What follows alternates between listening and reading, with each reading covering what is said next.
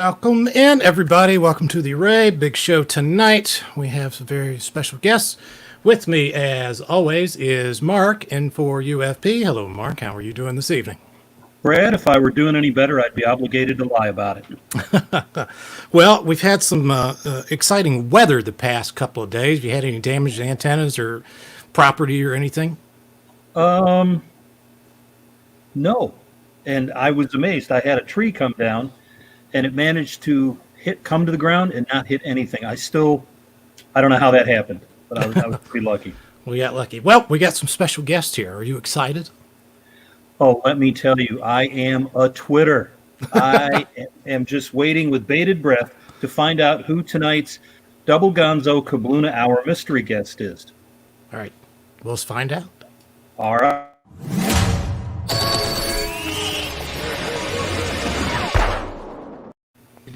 Here we go. Look what we got. We got Dwayne and Katie, all the way from Wyoming. Is it still 12 degrees there? Did you have snow today? No, but felt like it. It only got 45 today. It was cold today, actually. It was raining all day. It was miserable. So, which was kind of fine because we worked outside almost all day yesterday. He was working on a 2-meter antenna. I was burning up old wood and mowing the lawn. So today my body was feeling it. I'm like, oh, thank God it's raining. I can stay inside. I understand.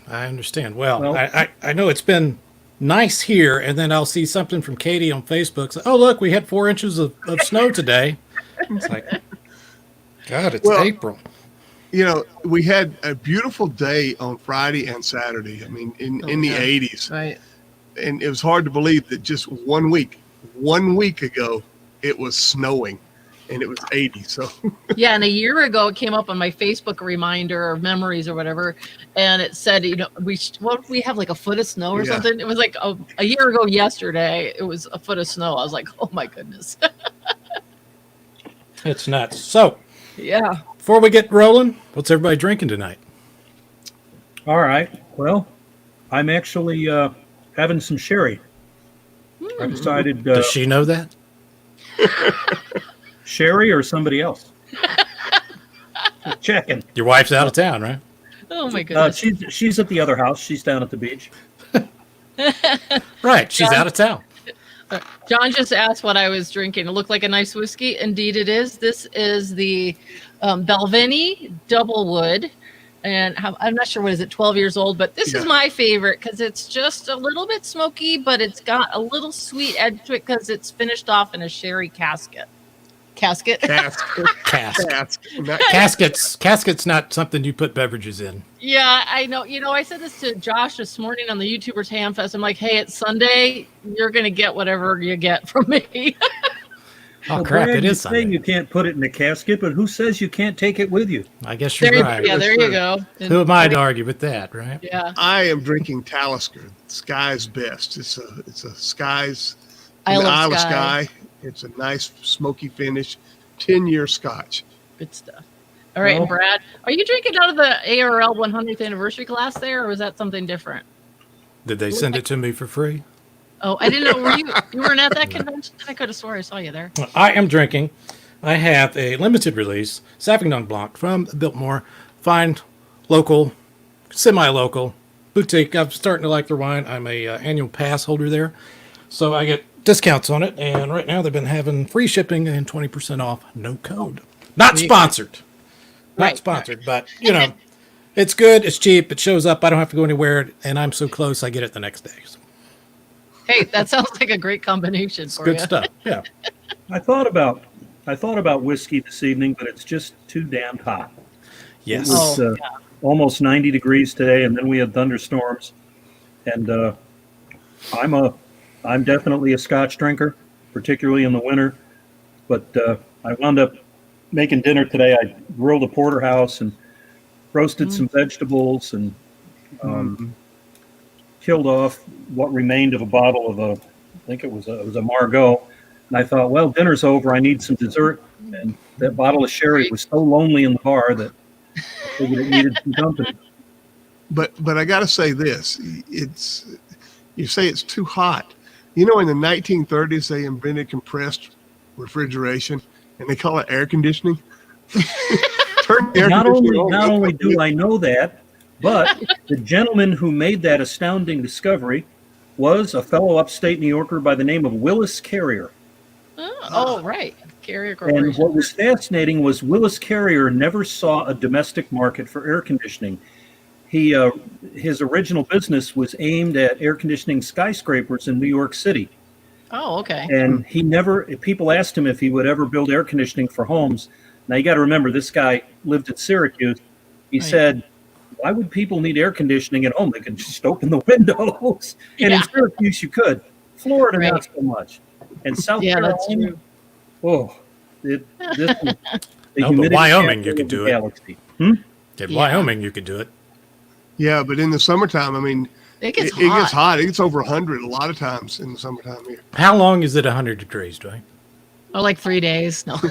Well, anytime from, What's the from- humidity? 60, 70%? Is that- No, barely all anything. right. Well, But Yeah. but from mid-July to the end of August, you can see 100-degree days regularly.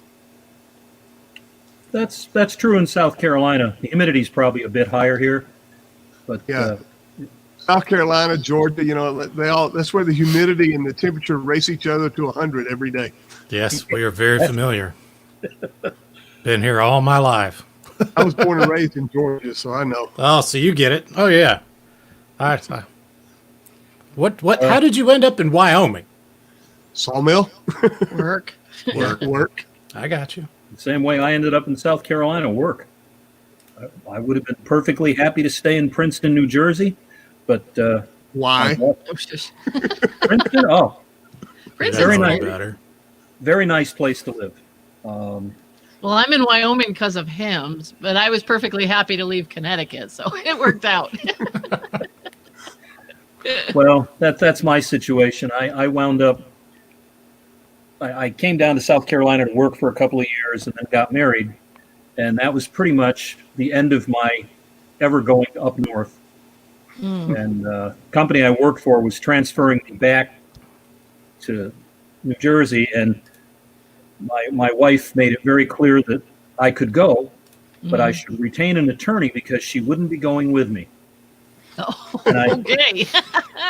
And I took her up on a house hunting trip, and she got up early in the morning. But this is your wife now or your first wife? No, it's not my first. No, not dearly departed. No, that Okay. one I'm still married to. Oh my goodness. Oh, And, no, you got no idea. No idea. So Lee was up before me, and when I came down for breakfast, she looked at me and she said, "It was 59 degrees this morning." I said, "Yeah, but the sun wasn't up." She said, "Honey, it's July and it's 59 degrees." She said, "I'm packing up me, and your two lovely daughters." She said, "We're going back to South Carolina." She said, "You need to decide what's really important, your lovely wife and your charming daughters, or your goddamn job. It don't take too long to figure that out." And she packed them up and left. Oh my goodness. And she's from Ohio. Originally, yes. Oh. Well, they get horrible weather there too, we know. John I, says carpet bagging Yankee with Louis Vuitton bags. Oh, good I'm one, falling John. down here. There we go. Sorry. There it is. It's a lot to keep up with, isn't it? I know. We got lots of people talking tonight. Hi, everybody, all around the world. That's because you guys are here. We've done this for a couple of weeks. We get like 3 or 4 stragglers. We got 11 people watching. That's double what we normally have. Hey, nice. Maybe triple. And it's you guys. It ain't us. It ain't us, no. I don't know. Katie, I don't know if you saw your the thumbnail on YouTube and all that. I did. I had to add some hair on your other side because the picture chopped it off. And I I wanted to didn't be notice around. that. Yeah, so I took it from the other side, flipped it over, That is some tried to fancy color match it. Photoshop efforts. I Yeah. tried. I said, well, we got to make her look good. It won't be hard. We just got to balance this picture out. We don't want to have harsh edges. You know. Brad, in the interest of full disclosure, you don't have to fix any pictures of me. There is absolutely no hair No on the fix. top of my head. There's no fix for your pictures. All I have to do is take the glare off. But you're so tall, normally we don't see the glare. So You everybody look much takes a picture. taller on TV. No. Yeah. Katie is much taller on TV. Yeah, Oh. probably. I'm not that tall. She's got as tall as Dwayne right now, Yeah. You got from the waist up. Yeah. William says we needed to come down to Georgia, Okefenokee. And, I spent the better part of last fall and this winter in Waycross, Georgia, right at the Okefenokee Swamp.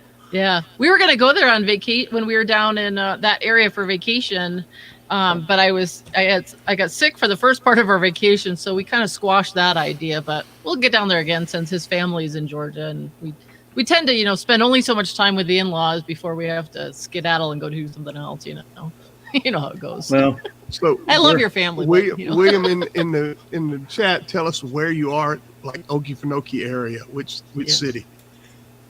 So anyway, so that's always, Georgia is not a fun place to do field day, I would think, just because it's getting so hot and humid already down If there. you're from there, though, I think it's like anywhere else. If you're from there, you're used to it. It's just not a that's thing. true. Now we have Yeah. Mark and I have a mutual friend that moved down to Sylvania, Georgia, which I call Light Bulb, Georgia. It's about the size of a light bulb. bottle cap or a light bulb. Okay. Yeah.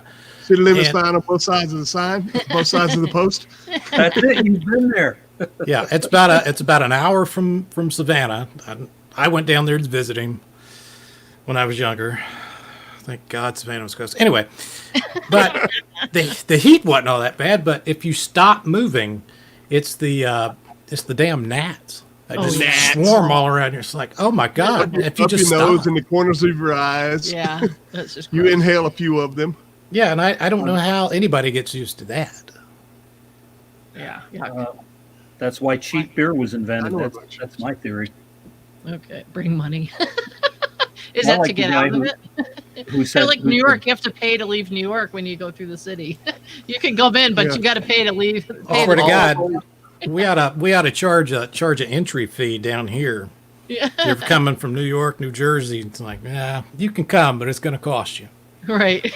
Well, one of the biggest parades is the after Christmas parade on I-95, headed from from north to south. Oh yeah. So, yeah, Yeah, they it's all crazy have to Canada plates on them. Right. But it's funny. I'm originally from upstate New York. I grew up in Rochester, New York, about 60 miles east of Buffalo. Yep. And it has exactly the same climate. Snow about 5 months a year. I never thought twice about it. I thought everybody ice fished and skied. Right. I didn't mind it at all. That when I first moved to South Carolina, people would say to me, "You must be so happy that you don't live in New York anymore." I said, "Well, I get what you're saying, but," and I moved down here in August. I said, "It's 97 degrees outside with 60% humidity." I said, "That's every bit as bad as 18 degrees and snow. It's just a different kind of bad, but it's Yeah. bad." Yeah. Oh yeah. Yeah, you get the lake effect snows there, and that's just wicked. My uncle and aunt live in Rochester. My mom's, originally from upstate New York, and my other uncle lives in Ithaca, so I know that whole area up that way quite well. So I was, I go up there once in a while. In fact, I was up last November, and my nephew got married, and my wife called me, and she said, "Well, how is it up there?" I said, "Snowing." And she said, "In November." I said, "Well, yeah." I said, "Halloween is the last possible green holiday you can have." And That's true. Yeah, our first snow was our first decent snow was October this year. So, needless to say, we're really happy that it's green again. About 5 years ago on October 5th, we got 5 feet of snow. Yeah, that Oh my God. weekend we just One got snowing. buried. Oh, 5 feet. that was a really long winter. That wasn't fun. Well, Katie, I would imagine you're being from Connecticut. You're kind of somewhat used to that now. Dwayne, Well, I imagine that was a shock to the Well, system. I've lived here since '85, so Oh God. I'm used to it by now. In fact, Yeah. But is your name Katie? he said, "Dwayne, you got to be." Oh, I said getting used Katie. I said, Bubba. Oh, okay. But you were Yeah. thinking, Katie, she's reading your mind. I tell you, if you guys want to just go at it, we'll sit back, be quiet. This will be excellent. Yeah. A few It years was ago, we radiant were like snowing. 7 days away from moving back to Georgia. I mean, we already had the moving van Right. reserved Wow. and everything. And Katie found this house, and it's like, okay, we'll stay. Yeah, it worked out well. Called and canceled the moving van, and told my boss I was going to keep my job because I had already quit. Well, I put in my notice, and we were trying to find somebody to replace me. But the difference between winter She's out just here, not replaceable, is what it is. well, yeah, but winter in Connecticut sucks because it's the humid snow, so there's a lot of ice, and it's just miserable when it snows there. It's this wet, drippy snow that's heavy, and Heavy wet snow, yeah. And it's like here you get spring, you get heavy wet snows, and that's, they're really hard to deal with, but they melt quick. But in Connecticut, they're like that all winter long. So you're just breaking your back or your snow blower every time you have to blow the snow because it's just so heavy and icy and nasty. So, yeah. And here it's like, it'll get to be 10 below, and I don't even think twice about it now. I'll literally go outside like this in a short sleeve shirt and go out with my pajama bottoms and flip flops and go feed the cats or something. And if you don't spend a lot of time out there, it really isn't that bad. It's weird. Yeah, the first winter her mother would come out here to see us. She goes, "It's not that bad out." She went out to feed the cats, and I said, "Mom, it's 10 below out there." Yeah, she was shocked. She was like, "Really?" If there's no wind and the humidity is low, you can function in relatively cold weather without a lot of discomfort. Oh yeah. The thing here is, though, that this is Wyoming. No wind is not possible. Yeah, it's always windy out. But we don't get it as bad up where we live in the northeast corner as, say, down south in Cheyenne or in the center, Casper, in the middle of the state. That's just, you get out of your car and you're like pushing the door, and the rule is you can't open both doors at the same time. So the passenger and the driver have to take turns because it'll suck you out. It's nuts. If you open both doors at the same time, your car gets instantly cleaned on the inside. Yeah. Oh, wow. Everything gets blown out of it. Man. Weather, it's all relative. It's all whatever you're used to. Yep. And in my case, I'm actually moving again. I'm moving farther south. I had bought some land several years ago as an investment, and it's got some water frontage, and it's not near any town. It's quiet. What reason I bought it? I took a radio out there and found out that I could put 30 dB a gain in front of the radio on 10 meters and couldn't move the S meter. It was so quiet. So I immediately bought the property. I don't blame you. Now, that's all pretty in Wyoming a lot of times. We have a story like that. First year that Chip Margelli, K7JA, joined us for sweepstakes, he brought his 9800. I see 7800. 7800. I see 7800. That's a big beast of a $10,000 radio. And it's like Wednesday evening, and we were working on he had the 15 meter antenna hooked to the back of it, and he tuned around a little bit, and he unhooked the antenna, and he hooked the analyzer to it, and he put it back on his radio, and he tuned around, and then all of a sudden a string of curse words coming out of his mouth that embarrassed the sailor. And I said, "What's wrong?" And he goes, "The radio's broke." There were a lot of adjectives in there. Yeah. And I said, "What do you mean?" He goes, "There is no noise." I said, "Chip, there is no noise. Put it on 20 and tune around a little bit." Yeah. You're in Wyoming. There is no noise. He said, "I can get used to this really fast." Yeah. He's got like an S8 noise level. He lives in Orange County, California. Yeah. Oh, God. Well, Yeah. I bought the property, and I got a deal on it. The guy who was selling it was in a very bad financial situation, and he took 30 cents on the dollar if I'd pay cash for it. So I did. It's 2.5 acres, 180 foot of water frontage. Oh, nice. And I thought I'd hang on to it for a few years and sell it. I'm getting ready to retire now. And after my wife, Miss Lee, got a look at it, she said, "What a great place to build a house. We should retire here." Nice. And I said, no, we should sell this, make a ton of money, and retire somewhere else. But that's not going to happen. So your water frontage, is it salt water or fresh water? Saltwater. It's part of the Edisto River estuary, and there ain't nothing in the way to Europe and Africa. Yep. Yeah, and he's got salt water there. Just stick your vertical on the beach. Yeah. Well, it's a direct connection to Europe and Africa. Yeah. Yeah, we took a crappy Cushcraft multi-band vertical and threw some ground radials out. Glad you clarified the Made crappy sure part. I'm sorry. We took a Yeah, we're good. value-engineered Cushcraft antenna and put it up and made sure some of the radials hit the salt water. And during CQ Worldwide, I broke a couple pileups into Africa. And the reason was simple: nothing but salt water on the path. Really made a difference. So I haven't built a house there yet, but I do have a dock so I can fish. I got a grill so I can cook the fish. There you go. And And got he's got a tower. tent. And a tent. That's all you Priorities, people. And a tent, Priorities. I got And I got food. I got a tower. I got electricity. No plumbing. And I got a portable Yeah, but you place got to a lake, sleep. You got an ocean. Yeah. Yeah. You got the water right there. And let me give you a little hint about bathing in the ocean. Ivory soap, it floats. Hey, that's a good tip. Well, Brad, since we're talking, We did it often. we're talking All right. about the Jenkins Hill property, should I talk about carpetbagging Yankees? Okay, so poor Mark. This is the story, and let me take the scroll away because we're talking here. So you've heard Mark's bought this property down there, right? Mark, how long have you lived in the state? 25, 30 years? I have lived in South Carolina. I started working down here in 1987 and moved permanently in 88. So I've been here a week or two. Yeah, you've been here a while. You don't really sound like a New Yorker. I can. You can't. Well, just because of the colorful language we use at lunch, that would be the only reason, but not necessarily the accent or anything like that. So, you know, I mean, you have an accent because I don't have an accent here, Neither do I. right? Because we sound like we're from here. If you notice, Dwayne doesn't really sound like Morgan though.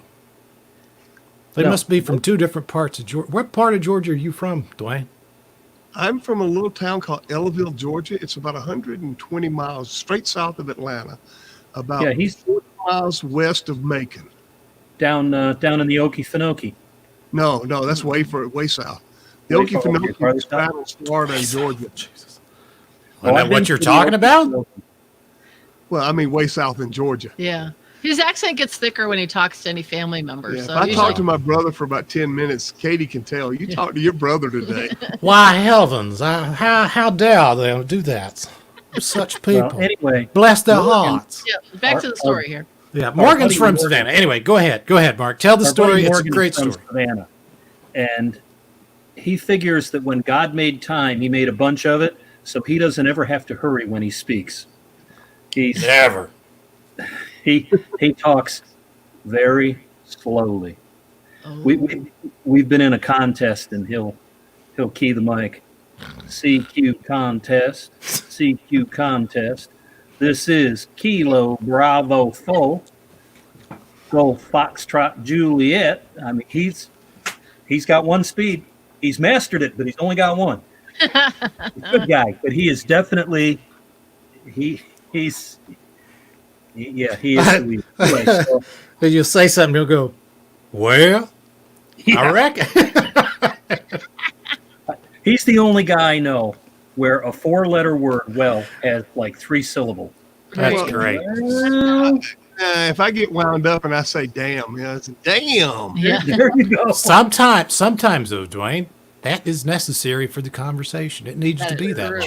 True. And we will tell them the essence of the Southern language here after Mark tells his story and we've had a few more drinks. I know you know Louis Grizzard and where I'm going with Yes. this. So, Mark, tell us the carpet bag and Yankee story, please. It's become one of my favorite stories Oh. I get to hear, and every time you tell it, it never gets old. So I bought this land down on Edisto Island, and I decided that I needed to get electricity. So I was up here in Rock Hill, and I called South Carolina Electric and Gas, gave them my address, and the woman said, "Are you in Colleton County or Charleston County?" I said, "Well, ma'am, I'm over the line. I'm in Charleston County." She says, She didn't say it Well, like that. "No, she didn't actually." Why, honey, are you in Charleston County or are you in Exactly what Carlton she County? said. And I said, "No, I'm in Charleston County." Well, bless your heart. You're going to have to call somebody else. Click. Well, actually, what she said was, honey, y'all are going to have to call the Charleston County office first. She said, you got some paperwork you got to do with them before we can get you electricity. Okay, fine. So I called the Charleston County offices.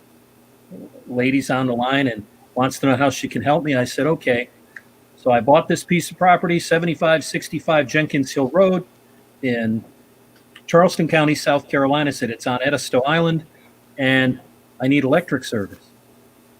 And she said, well, darling, I can't just give you electricity.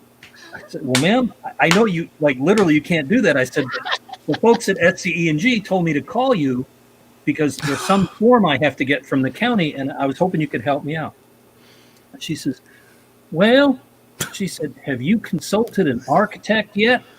I said, no, ma'am. I've got this piece of property and I want power. She said, well, I can't just give you power. I said, what do you mean?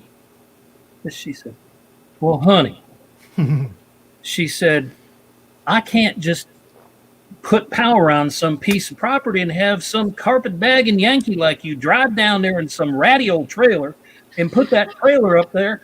She said, we ain't having that in Charleston County. At this point, I'm pissed. And so I said, ma'am, Oh my goodness. in the interest of full disclosure, yes, I am a New Yorker. I absolutely am from up north. It gets better. It gets But better. I have lived in South Carolina for 30 years. And I don't even own a trailer. I want to build a house there. But in order to build a house, it'd be really nice to have electricity because I'm not Amish. So what do I need to do to get power? And What's the Amish got to do with it, sir? because they'll build crap like that by hand. Oh my goodness. Okay, Ronnie Julian wants to know if there's still a Piggly Wiggly down there, and the answer is the store is still there, but Piggly Wiggly sold it to Bilo. And what's interesting is all the locals down there now refer to it as the Unpig. Nobody actually called it the Bilo. Jeez. Did they call it the Piggly Wiggly for like 10 years after it changed names? Oh no! Once it changed names, everybody started calling it the Unpig because it was the Piggly Wiggly, but it said Bilo out front, so it was the Unpig. When I was a kid down there, it was A&P. That was We had an AMP in Connecticut. Yeah, we used to have A&P. There's still Piggly Wiggly in Clover, not too far from me. So yeah. I Piggly asked Wiggly, the the woman. bigger stores are called Hoggly Woggly. I asked the woman in the Charleston County office if she would send me the forms, just tell me what I have to do. And I said, is it online? Is it something I have to mail in? She says, well, honey, she said, you're going to have to come down here. I said, what? She said, we all are going to have to come down here in person and work this out. I said, ma'am, that's a 3-hour drive. She said, well, she said, y'all just bring your wife down for the weekend. You can do a little shopping and we've got some wonderful restaurants in Charleston. I said, yeah, all that's wonderful. I want electricity. So this is going nowhere. And finally, I agreed. We, in addition to this property on the estuary, I own some rental property on the beach. And the property wasn't rented. So my wife and I said, fine, we'll go down for the weekend. So I took a day off. Friday morning, 8:30, I'm in the Charleston County office. And I'm talking to the same woman I talked to on the phone, and I'm getting nowhere. And about 3 desks away, a woman stands up, and she looks at me, and she says, honey. I said, yes, ma'am. She said, aren't you the fella I talked to about getting the irrigation service? Well, we hadn't got there yet. You were talking to the other girl, right? Well, I'm in the county office now.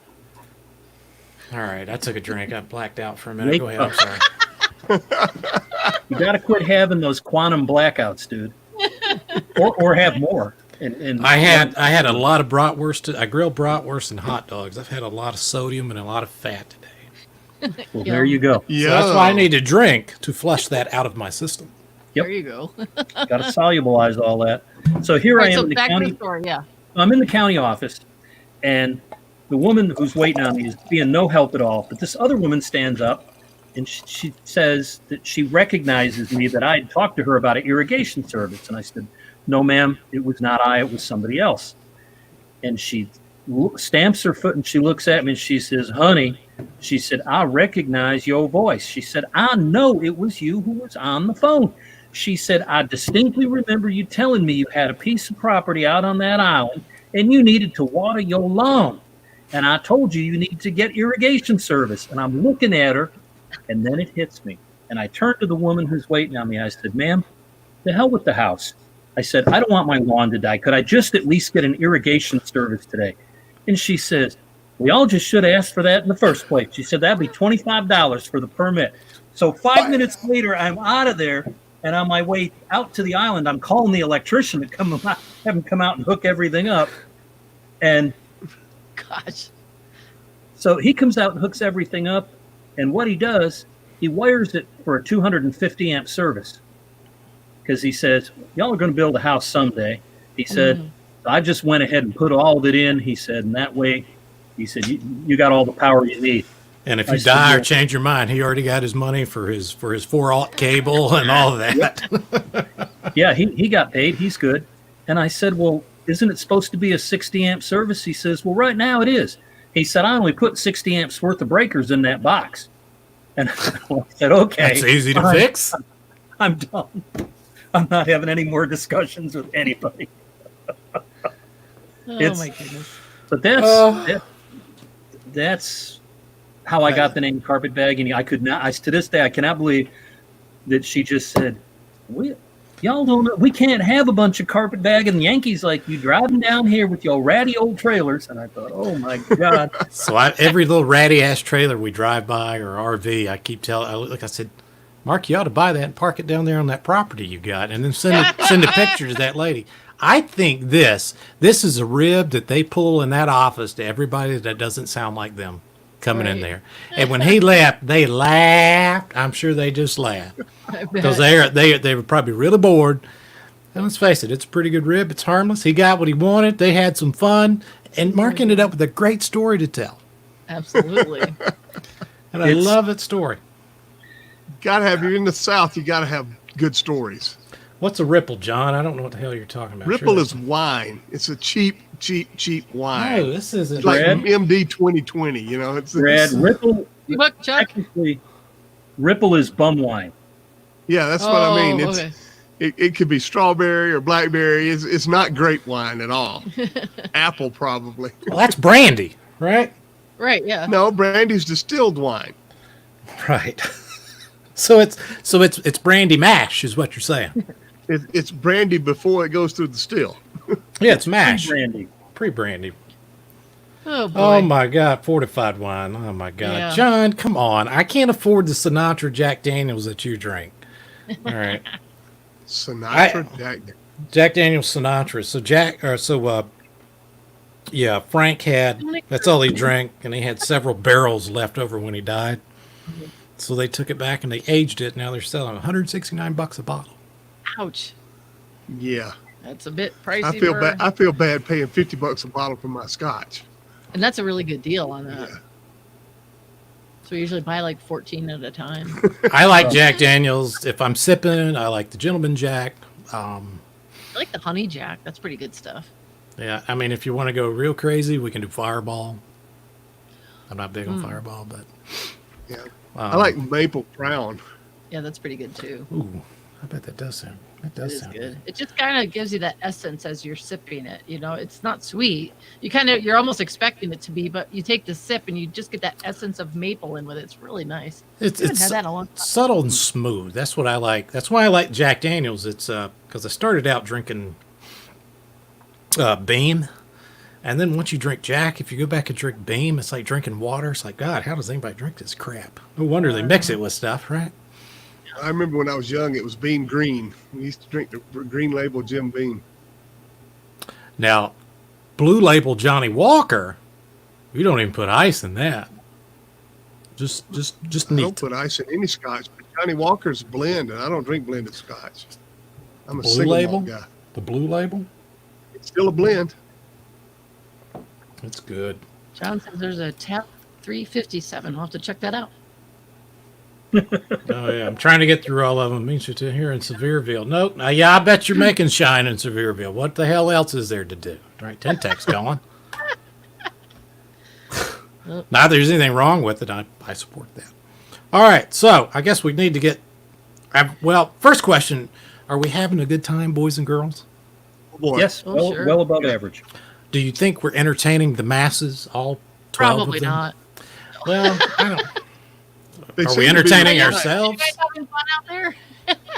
Yeah, I think we're probably entertaining ourselves, and you got to start somewhere. We're entertaining Exactly. ourselves, and we still got clothes on. That's a big leap for us. Just saying, it's a big leap for us. Oh my goodness. Oh God. Mark and I usually we would have lunch at least once a week, forever, and then the pandemic happened, and I haven't actually laid eyes on him in 8-9 weeks. Is that what it's at? What are we at, Mark? Probably that. Yeah, it's been a couple months anyway. Considering the other luckiest. Yeah. And Mark's lucky his hair doesn't grow that fast. So he's Well, just that's- starting to look like he needs a haircut. Well, you only get 2 haircuts a year, right? No, I got You I get got to get a 4? haircut every once a month like everybody else. I just don't have to get any cut on top. Yeah. It's definitely getting long. It's real long in the back, and Mine's I'm- pretty ratty. I was supposed to go before Hamvention and get it all foofed up so I'd look good for work, and with the salon being canceled. Time out. Hang on, Katie. Time out. What? You've been to a ham fest, right? Yeah. Do you ever see me not looking put together? Honey, you could just roll out of bed, showing up in your whatever, and you would look fine at a ham fest. It does not take much to show up to a ham fest. Well, oh, I suppose, but I mean, especially I'm especially trying in to raise the bar a Ohio. little bit, you know. I know, and you do a great job. You do a great job. John's having fun. We appreciate All right, that. good, John. Couple more drinks, John. We'll be sending you an invite. You can participate. Oh my goodness. He'll be drinking, but you got to catch up. So I hope you've been drinking. So we're going to give you some time to catch up, and then we'll send you an invite. I know. So are we going to talk about field day at all? Well, Yeah. hang on. Well, hang on. So, Katie, aren't you glad you went to Orlando? At least you got to one ham fest this I year. did, and I got to see you. It did. It was great. John was there. There was a bunch of guys from up here that went down their first time going. Oh yeah. Oh, And pardon me one second. uh-oh, see, you Getting see- hot here in the shack. See, alcohol is what that is. Probably. Yeah. Yeah, because the amp's not running.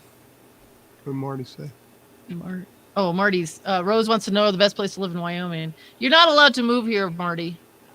We're not allowing anybody else to live here. We like to cap it at about 500,000. You can go visit, but you can't stay. Why is he? Who was Katie Rose? No, he's saying to me, Marty and Rose are the couple that got married at HRO Anaheim last summer. And I went out to Anaheim to the store and we live streamed their wedding. I streamed it on Ham Radio Outlet's Facebook page, and Josh did it on the Ham Radio Crash Course page. It was a lot of fun. If you live in California and you're looking for the best place to live, you could probably go to Jackson, Wyoming. That's part of the Confederate Communist No, I don't think state they of fit. California. I don't think they, yeah. Oh, John did say hi. Hi, John. So, what Oh, you Sandra you says she guys saw the wedding. you guys did the wedding at HRO. That's not weird. All right. It was- So we're all it a geek about this stuff, right? Oh, yeah, We, it was the we have first- accepted that. Yes, and George was, who's a regular there, VNI, I'm forgetting the first part, it's maybe K6 VNI. He officiated, and Janet, KL7MF, who's the manager there, she was the maid of honor, or matron of honor. Yes, sir. She didn't want to change her call. Who? Janet? No, No. that's her call, KL7MF. Because she's from Washington State. Same with Chip. Proceed. That's why he's still Proceed. She got her K7. license in Alaska. Yeah. That's not We what I'm lived in talking Alaska. about. She got It's a not what I'm license. talking about. Let's move on. It's fine. We're good. Okay, whatever. Mark knows what I'm talking about. We're just going to skip over, pretend it never happened. We know Okay. what you're talking about, too. I know. You're doing a great job of playing it off. Anyway. I'm the idiot that keeps trying to dig the hole. Marty and Rose was very pleased to be able to be a part of their day. We basically the night before the wedding, we tore apart the store, hid a bunch of stuff in the back. We decorated it to the nines, and it was a lot of fun. It was a fun time, and it's never been done before. So they were our first, and their anniversary's coming up soon. So I've been keeping an eye on my calendar so I make sure I remember to wish them a happy anniversary. You know, Getting back to his question, Which was good places to live in Wyoming. Sheridan, Wyoming is one of the best places in the world to live. It's beautiful. If I didn't have a job here on the east side of Wyoming, Sheridan would be where I'd want to move to. Yeah, it's right at the base of the Rocky Mountains, and it's on the route to Yellowstone. That's the only downside. Right. So anyway, field day. Are we talking about field day here? I hope so. Because we're actually doing it this year. We're kind of excited. Well, you guys had all right. So I work in the broadcast business. Okay. Last year we did a wedding at a Dunkin' Donuts. Oh. In Gastonia. I've seen that happen. Did they meet there or something? No, it was free. Oh, okay. Well, hey, that works too. It was in Gastonia, Mark. You know what that means. So, Katie, next time I see you, I'll tell you about it. Okay, that might be one of those things you tell us on the side. Yes. Okay. So, yes, John, I tried to respond to you. YouTube kicked it back. Whatever. Give me a minute. Yes, field day. So, we know we have some challenges this year, right? Yep. And the league's response is pretty much, you guys go do field day. We'll see. We'll see you when you turn logs in. Right. Well, you don't turn logs in for field day. Yeah, you do. No, you don't. Well, you turn it. Yeah. You go. Yeah. You turn them in. You go to the web app and you fill out the web app and you're done. You don't send your log in. That's true. But anyway, regardless of that, I think Brad's trying to make the point that there hasn't been a lot of guidance from Newington in terms of any changes to make, other than probably, the social distancing side of things. But I certainly have seen from people on social media and people you hear on the radio that a lot of clubs are not going to do their normal field days for that reason. Of course, the ham population is, a lot of the hams are in the high risk population. And so, which is something we got to do better and do something about that. Right. So like for us, there's not a lot of us. There's like 7 of us that are going to do field day, and 3 are in one family, and 3 are in one other family, and then 1 other person. We've all actually already been together in this short period of time, but we have a space that we can separate enough from each other, and we have to use an outhouse, so we already have plenty of hand sanitizer there and lots of water. And I'm serious. It's an old no running water at this place. No running water, and an old wooden outhouse that we have to go in and clean out ahead of time. Bring the broom and get rid of all the spiders ahead of time. Is this on your property or where you're going? No, it's called the Sunny Divide Community Center. It's an old one-room schoolhouse in the middle of nowhere. Years ago, Wyoming had a rule that said that elementary students could only travel so far to go to school. Right. So they have dotted all over Wyoming these one-room schoolhouses. There's like 6 in our county because the elementary students could only drive so far or move so far to go to school. Right. So this had this nice little one-room schoolhouse, and it's got an addition to the back of it where they've added What's she doing? What are you drinking? I didn't drink water. I thought it was fuller than it was, but sorry. Anyway, they've added onto the back of it, and they put a little kitchen on the back side of this thing, which is really nice. Of course, it's got a wood-burning stove, but have we ever used that? No, I we've didn't never think so. used the wood-burning stove, but they told us we could. Yeah. Keep you warm. Yeah, it's got a We actually need that here. It has a wood-burning stove inside the thing. One year field day, we ran a big diesel heater. It was cold. A diesel heater? Yeah, diesel is like kerosene, but it was run off diesel fuel. Yeah. A few years back, Emmett and Rochelle from Hohensie from Radio Waves came out, and it was really cold in the morning, and I was sitting there drinking a cup of coffee, and I was all bundled up in my sweatshirts, and I had the sleeping bag all wrapped around me, so all you could see was like my face and my coffee cup, and of course Emmett snaps a picture and puts it on Facebook. But I was going to use that in Shack Chat last week, and I couldn't find that photo. But it gets really cold in the evenings and in the mornings. But it's a neat location because you walk up to the back of the property and you can see Devil's Tower. And what's Devil's Tower? Devil's Tower? You ever see Close Encounters of the Third Kind? No, I'm a comedy guy.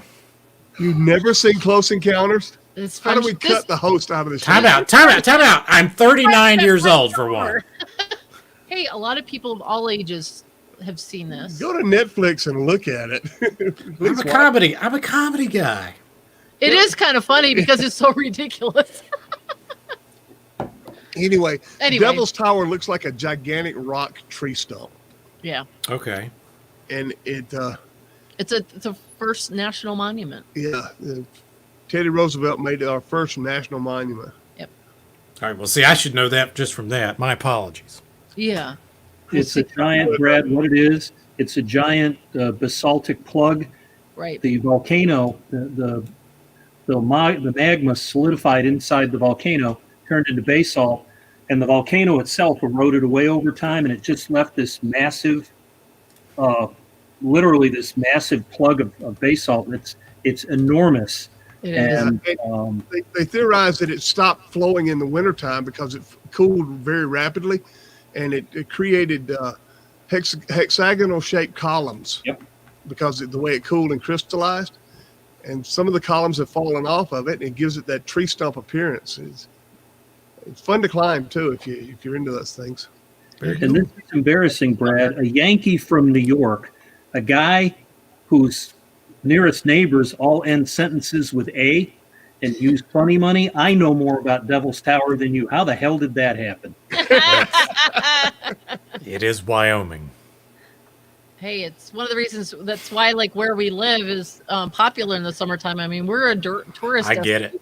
Because of our name is not because of the Sundance Kid, because Sundance was here before. However, the Sundance Kid was Named after the town. Was named after the town because he was brought to trial here in Sundance. Look at that. Look at this. We're learning history. This is educational program, everybody. Geography. This And is geography. You're going to be smarter by tuning in. The more we drink, the more we learn. right. I like it. Yeah, we also forget it. Yeah. That just means we can talk about it again. It'd be like a whole new conversation. Hey, there you go. Except for the poor folks that are watching. Well, you know. Well, they're going to think we're caught in a bad episode of Groundhog Day. Right. Yeah. Uh-oh. We got some, everybody be careful here. Be easy. But John has popped in. We'll see what he's got to say. I don't know. I don't know if he can hear us before we add him to the stream or not. That's Who kinda just interesting. popped in? Which John? That's John, NJ4Z. John, I can't pronounce the Gendron. I don't know. Yeah, he's been chatting all. Yeah. Oh, good. I want to see him because we. Hey, John. Hello there. How is everybody this evening? Good. How are you? Yeah, he's been chatting all. Yeah. Oh, good. I want to see him because we. Hey, John. Yeah, I've got. I'm a little tired Good. How are today. you? Yeah, he's been. All right, I had to stop because I was getting both streams. And I was going, which one am I talking to?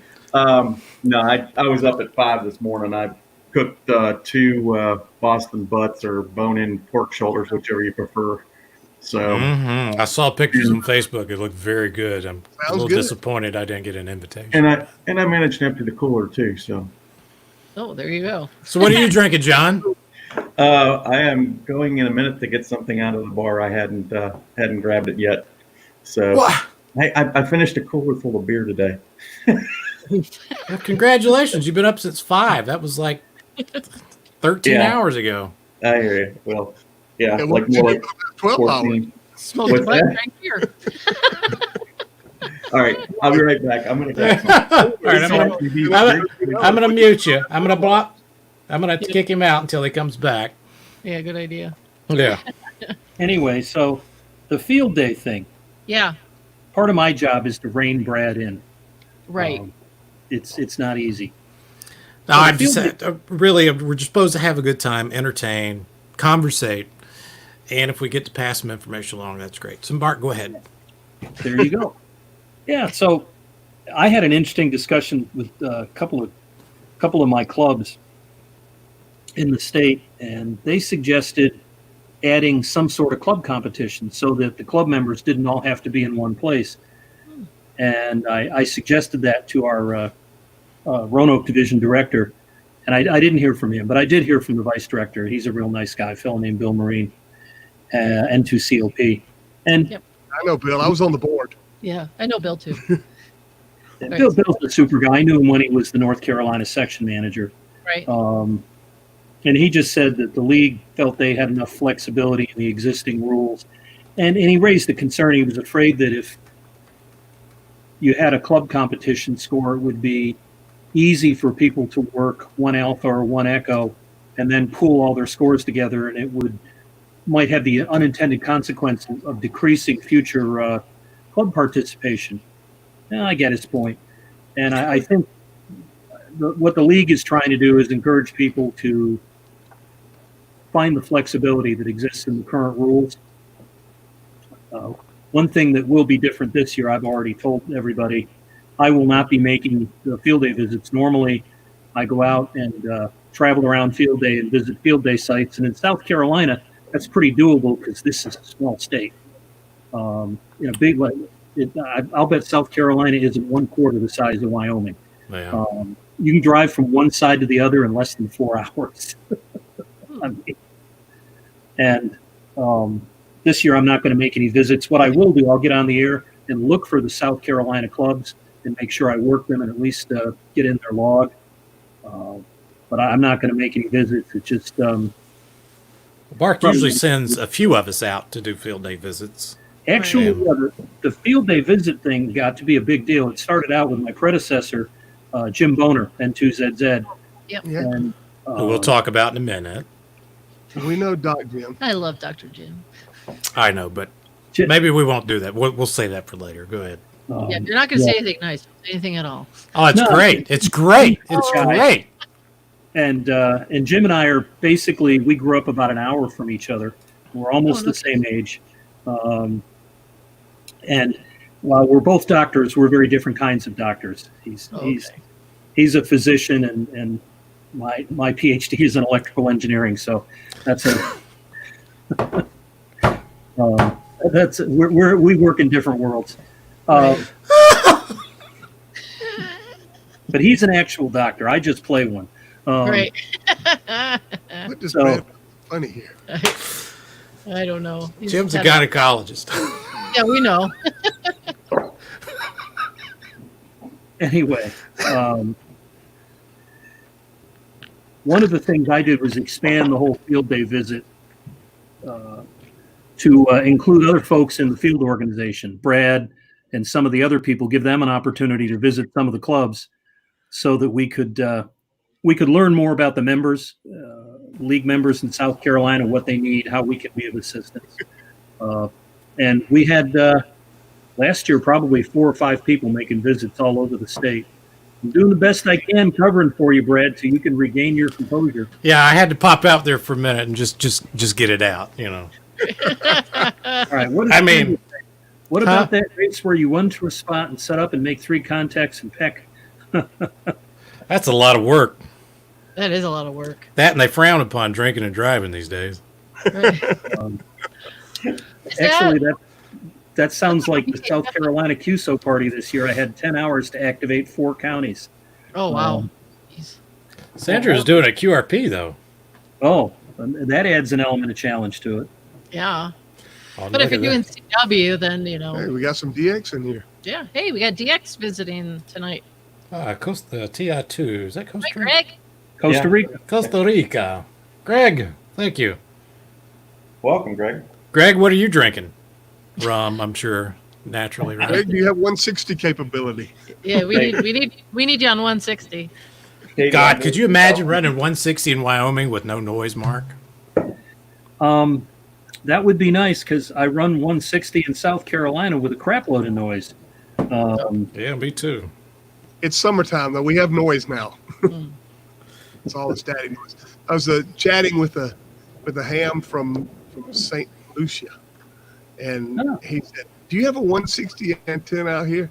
I said, "Yeah, the apex is at 100 feet and the ends are at 40 feet." I said, "Space is not a problem." Well, we actually stretch out to our the end of it goes out to our neighbor. Yeah. A couple houses over. We just kind of stretched it down and over I to asked his him, house. I said, Gene, can I borrow one of your fence posts? Oh, yeah, no problem. Yeah. Well, I use something different, less common. I use a vertical loop. I Oh. bought the lot next to my house, and Right. the loop is 195 feet on the horizontal legs and about 85 feet on the vertical legs. I feed it in one corner, and I get a mixture of vertical and horizontal polarization. And, well, I mean, probably worked 140 countries with it, so it doesn't suck. Yeah, Um, obviously. That's cool. Yeah, but you do live on the East Coast, and you got that advantage into Mhm. Europe and Africa. Right. Well, and all those pieces of rocks in the Caribbean too, which Yep. helps. Yeah. But it's still not easy. It's still not easy, especially with we're so close to Charlotte, and it's getting so big. Yeah, I you guess- get a lot of noise. And then my neighbors at one point had a alarm system put in that the technicians installed with absolutely no shielded cable whatsoever. Oh. And Well, the That phones was- aren't shielded. Why would we use shielded cable for anything? yep. And that was a very tense year. I was so happy when they moved because the next owners never even turned the thing on. Did you go in there, go into the house, and take all the crap out Are you nuts? during the transition? Now you redid yours though. When you remodeled your downstairs, you redid yours and used shielded cable Yes. because I gave it to you.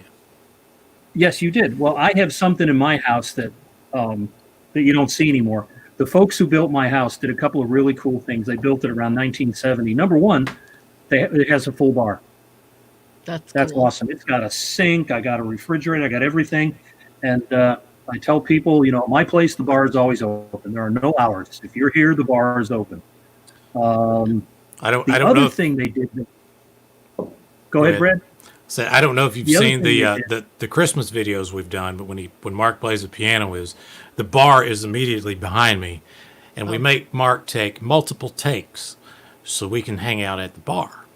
Oh, there you go. I don't know, Mark. We're gonna have to do that one again. Yeah, well, Let's have another round. we need to come up with something that will help with my arthritis because I'm not really playing much anymore, and I'm getting ready to get rid of that Grand. I got a 6-foot studio Grand in my living room. Oh, And, that's nice. I used to play it a lot, but you get to a certain age and arthritis becomes a problem. I don't play too much anymore. Anyway, we'll just fake it next time. the other thing these people did, they put a 70-volt sound system in the house. Wow. And that was the predecessor to a modern sound system where you'd use the internet and use This was before the internet. oh yeah, it's an analog system, and what I've got is a patch panel full of transformers. And when I redid the kitchen, I decided a lot of the wires went through the kitchen. I replaced it all with shielded cable, so I'd never have to worry about interfering. Because occasionally on 10 meters, We'll finish. I ran a lot of power and pointed at the house. My wife could hear single sideband on a couple of the speakers. Oh, wow. Mark used to have a problem on 40 where he'd eat up the television. And then I told him, I said, if you run all that HDMI, you won't have that problem anymore because it's digital into the TV. So digital television has helped us as hams tremendously with RFI. Once they got rid of the noise in the screen. Well, Yeah, Mark yeah. does have a plasma, which eats up, which is a ton of noise. But most, if you stay away from the off-brand stuff, it's usually okay. But yeah, when they got 55-inch televisions for $100 on a brand you've never heard of before, oh God. Right. Yeah. Mark, speaking of sound systems, so my uncle, Marcel, Victor Echo 2, Echo Kilo Hotel, Silent Key now, when he was alive, he lived across the street from a church. And on Sunday mornings, he'd like to get on the radio and call CQ. Well, the priest would occasionally send an altar boy across the road to tell him to knock it off while Mass was going on. He'd be saying a prayer, and all of a sudden, across the sound system, CQ, CQ, CQ. This is Victor Echo 2, Echo Kilo Hotel. He had a big old Would have power been funny back to be then. like, hello, this is God. This is God. Yeah, it's like, I told him you got to do that. I love that story. Yeah, leave it to my uncle to come up with that. That would have been funny. Oh my gosh. My dad was big into CB, and there's a church in our neighborhood, just up the street, and he ran at the time. All right, so this is the same man, my dad, God love him, who ran it was an A-tube Elkin Mobile. I don't know if you're familiar with the Elkin amplifiers and the CB folklore, but it was a tube-based amp and it was mobile, and he set an antenna on fire tuning it up.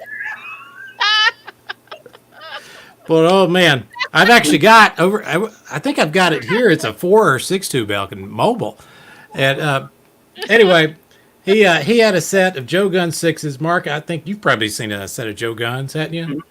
Yeah. So the 6 element stacked. So where my tower was at their house, same thing, 50-foot tower stacked, and the preacher had to come by and talk to him because they were having church one day and it was a skip land. So then he quit talking on Sundays. But that was before I came along, of course. But yeah, I can relate, John, to the very similar situation. Not directly, but I've heard stories, and I could only imagine the embarrassment that comes over when that happens. Yeah. Well, you have to know my uncle. He was a character, so he did all kinds of crazy stuff. But well, you know what? It's good, clean fun, right? yeah, absolutely. I'm probably wondering why he wasn't in church. All fun and games, light stuff on fire. It's all fun and games till somebody gets hurt. A lot of stuff. That's often the case. It's all fun and games until something blows up, and Right. then Unless that's how you're having fun. Yeah, well, Games until something blows up, and then it gets hilarious. Yeah. yeah. Well, I had the panic moment this past week. As long as it's not your stuff blowing up.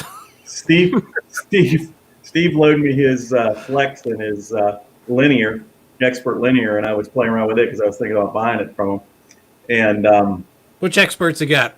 he's got the 1K, so it's The LD Moss one. Okay. yeah. So he loans me the rig and the setup. So he comes over, drops it off. I hook it all up. It's great. I work for 3 or 4 nights with the thing, and I get up in the morning and push the power button, and it's going to SOS. Oops. On the Flex, and it blinks SOS at you and has a boot error. So here I am staring at the 6400, and it's blinking at me, going, "I'm dead, I'm dead, I'm dead," and I'm panicked because this is not my equipment. Did your butthole shrink up about that size? Yeah, the chair. It took me an hour to get the chair out.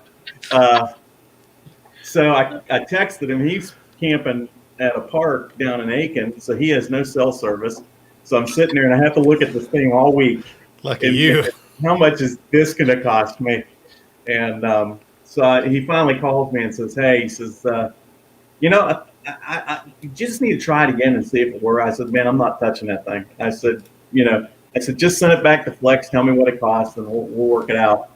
So he gets it home on Saturday and picks it up and starts it and boot it right up. No problem at all. That's a question I've got, because I know that's something that would scare, I think, most people, spend that kind of money on a radio and then it come up and get that. Mark, I know you've had some challenges with your Elecraft, but I think you've got all that squared away. It was known problems that they took care of. But is anybody got else you guys know with the Flex that had any weird anomaly or problems like that?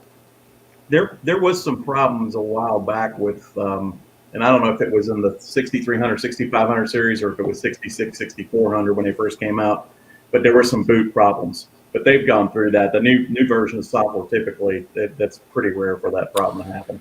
As much as I am an ICOM fan, I'm starting to really look seriously at the Flex. Mostly just because I can throw it under the bench and just use a Maestro or take the Maestro wherever. Yeah.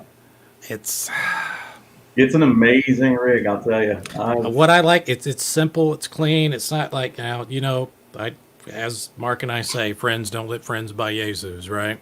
Come on, man. Hey. We're It's icon gear here. just something we say, right? But most Yaesus, incorrect. any decent Yaesus, are littered. The front panel is littered with buttons until you get to the 1200 or the 3000, and then it's like, I got to change the mic gain. Hang on, let me go into the menu. No, And it's 4 button keys. mic gain's on the front panel. You know, John. One of our favorite TV shows is the British version of the IT Crowd. Yeah. And Roy always answers the phone. And when he answers the phone, he says, "Hello, IT. Have you tried turning it off and turning it back on again?" And he hangs up. Swear to God, it works. That's the first time when people call me. I said, "Well, did you reboot it?" Yeah. Right. And you hear this sigh. Well, no. I said, "Well, let's give that a try." Right. It usually works. Yeah. I'm in infrastructure. We've got a question here. What's that, Mark? I'm looking at this. Somebody just said, "I'm going to buy an No, aircraft she's K4." asking. No, her husband is not going to buy her an aircraft K4. I might buy her a 7860 or 7850, but no aircraft. You need to go talk to Ray, because I know Ray sold his 7800 or 7850 to Charlie Wooten. Oh, yeah. Yeah. Ray- so- Every time we're at a convention, Ray is trying to talk him into buying the 7610 because we have the 7600. So I when love we're my down 7600. yeah, we do too. And I told him, I said to Dwayne before we went, I'm like, you're not to go talk to Ray Novak. I said, he's going to be trying to sell you that radio again, and you're not buying it. No, Ray is now trying to sell me something that burns my fingers when I touch it. What's that? What is It's that? 705. Oh, the 705. Yeah. Oh, Have 'cause they it's released it? QRP, it burns us. No. It burns us. Have they released it yet? I know because No, Hamilton. it's not here yet. No. Yeah, he I came know over that and was- gave it to me. He said, "Here, go play with it." Yeah. Well, he came over and he gave it to me, put it in my hands down in Florida. And he goes, "It's a 5-watt rig." And I set it on the counter. Goes, "It burns us. It burns us." I tell you though, for it's a slick looking QRP rig, and it's really yeah. going after that Elecraft, the K2X market. I think they're probably going to be able to sell a lot of those. I'm not sure what the price point is. Although the 7300 recently, you could buy those for about $800 after on the rebates. radios. Yeah, with the radio, with the rebate, which goes through, I think, the end of June. It's like $1,099 out the door, and then it's like $999 or $999, $899. Yeah, that's what it is. Thanks. $899. Yeah. I mean, that's a steal. Mhm. For that yeah. type of It's radio. a good little rig, too. We used one a couple of years ago at Field Day. And Yeah. back to Field Day. That's my portable is a 7300. You got a 7300 in your truck? No. Oh, your portable, 891 that's portable. Yeah, that's the one I took down to St. John when I activated the park down there at Virgin Island National Park. I took the 7300 and the DX Commander. Nice. That's pretty cool. Yeah, we end up pulling apart the shack when we do field day. So the 756 Pro 3, which is on my side of the shack here, goes with us. And I don't know, are you bringing the 9100 No, this year? we'll take the 7600, 756 Pro, and the 746 Pro. How do you like your 9100?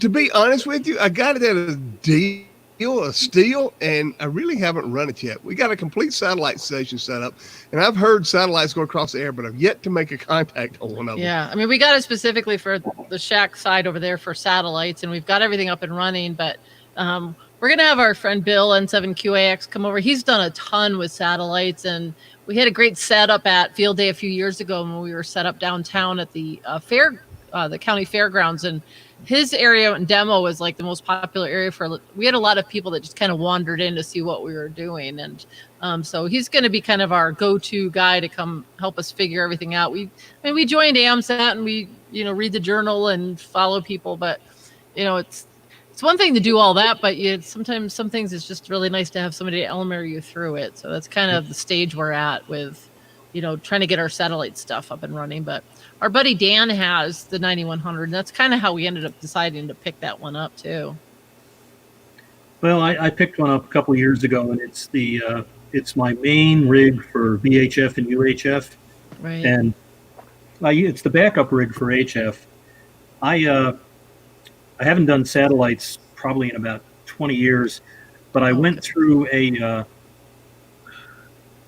dark period of my life. I got into EME, And You're um, doing that. I'm doing EME now, and I love it. Yeah, but you got the room for it. Yeah. Yeah, but all I've got is a 7-element 6-meter beam on a 39-foot boom. I catch it at sunset Tower. and sunrise. Mostly sunset because sunrise points east. Yeah, sunrise points east, and we got some bad insulators. I can tell him that there are 2 bad insulators in the neighborhood, and I know where they both are on the azimuth. Yeah. But it's one of those things where it makes enough noise pointed to the east that I just about can't hear anything unless it's really strong off the Right. moon. But going west, I worked Japan, lickety split, easy. I want to talk about that in a minute. 6 meters. The same guy, Charlie Wooten, N4FA, who lives in Panama City, Florida. On 6 meters, was worked 20 JAs on Friday. Wow. 20. That's nice. Jeez. Yeah. Well, it's like, so I called Mark because Mark's working on his Fred fish. How are you looking on that, sir? I got 90 some odd left to go. Wow. And, this is interesting, and you guys live in Wyoming, so you'll appreciate this. So I got a grid square map that my daughters started coloring in years ago when they were kids, and they're in their 30s now. And it's funny. East of the Mississippi, I'm missing a couple of grids in Georgia, and the grids around the National Radio Quiet Zone where the Green Bank Radio Telescope is. Oh. And I'm missing a ton of grids in 7 land. Now, my wife, Miss Lee, who's a ham, this is her plan to help me finish up Fred Fish. I'm going to buy her an RV, and she and her sister, who is KD8JOT, and my luckless brother-in-law, Bob, KD8DCQ, they're going to take that motor home with a portable mast and a 6-meter beam, and they're going to go out and make sure I get all those grids out in 7 land. Oh, that's cool. They were drinking when they were talking about this, right? Yeah. Not at the beginning. No, but at the end when they were buying an RV, right? Which you could take and park, as long as it's a ratty ass one, and park at your property in Edisto. Brad, you're waiting all night to tell that one. That is how comedy works, ladies and gentlemen. You have to wait for the all right about timing. opportunity. It's all Opportunity about and timing. Timing. So, what I found interesting was I'm going to buy the RV so they can go off and travel. Did you hear Katie snort when she was laughing? That's an honest to God laugh. I hear that all the time. Every morning when she gets up and looks at me, she just starts snorting. Dwayne, you might be the luckiest person in the hobby, and you know that. Well, I'm married to the queen of amateur radio, so Oh, stop. Well, she is a queen. Look at it. Did you hear it again?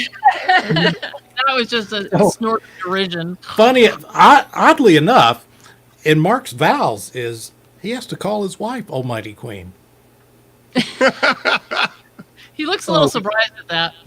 No, he said it. It was in his vows. Hmm. You're You know, I wasting have It didn't start out that way. right. No, but it ended that way, and that's all that matters. Yeah. My wife is a willful person. She has lots of opinions. She's female. She's never been wrong. She's and female. she's not afraid to share her opinions. And of course, that's because she's always right. And Excuse me. so, No offense, Katie. Female in the room here, boys. I know. And we're glad you're here. Thank you, Jesus. single, Katie. and I kind of knew on about the second or third date that I was either going to have to learn to deal with this or things weren't going to go well. So we got married actually on the front steps of my house. We had a nice ceremony on the house, and I invited about 100 of our friends over for a party. And one of the neat things about South Carolina, you can save money on a wedding. All you need is a notary public to do the ceremony. And you probably already know one. Actually, I had a friend of mine who was chair of the theater department at Winthrop University in Rock Hill, and he'd always wanted to play a preacher, so he went out and got his notary public license so he could marry us. Oh, But cool. what was funny was I got to the end of my vow, and sort of a nod to my wife's very much in charge attitude, I just vowed and ended it with, "Oh, mighty queen," and everybody who was there cracked up. Now, here's what I tell about Miss Lee and Mark's wife. Is I tell everybody that she went to school at the Ohio State on a skeet shooting scholarship. While that is not 100% true, it is about 80% true. So, my wife, she's a wonderful, wonderful woman. She was the only child of a dairy farmer up in northwestern Ohio. And my father-in-law, his attitude was, well, I'll just treat her like a son, teach her how to farm, and we'll see what happens. And she got her first shotgun when she was 10. And it was bigger than she was. And she's not a tall person. She's about 5'1". And the funny thing is, she's a great shot. When she was a teenager, my father-in-law would run her around to the Elks Club, every place else for turkey shoots, and she'd always come home with something. And these farmers would be absolutely pissed because here comes this little 14-year-old girl who's Right. 4 foot something. The rifle's bigger than she is, and then she proceeds to just clean the place up.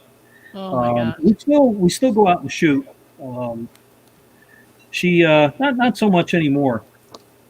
She's had some health issues the past couple of years, but there's an outdoor rifle range about an hour south of us down in Chester County, and she would pack a picnic basket. We would go down for the day. We'd take all the rifles out and shoot them all. And she's still a good shot. She has a nice pattern. She is precise and accurate. Me, I shoot more like every other guy whose name ends in a vowel from New Jersey. I'll hit something. Sideways and, you know. Yeah. It's no. She's even now, as her vision's starting to get a little worse. She's still a better shot than I am. Remember that. Remember that. You're down to Leeds, did you, Mark? Huh? Yeah, they would go down to Leeds. I mean, Wow. Pappy's is fantastic. You talk about a gun range that's run by a bunch of good old boys.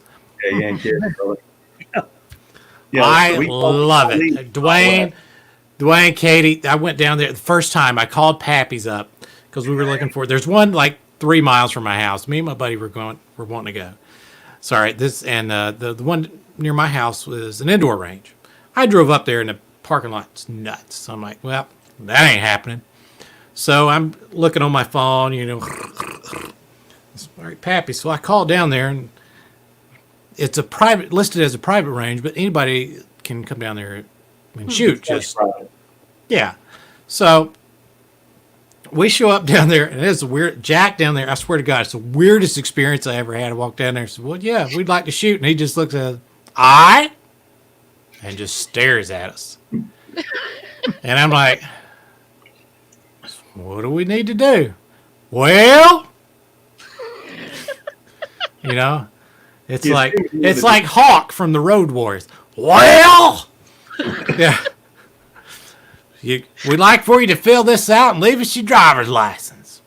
Okay, how much is it? It's $10 an hour. And 50 cents for the targets. Sounds very fair to me.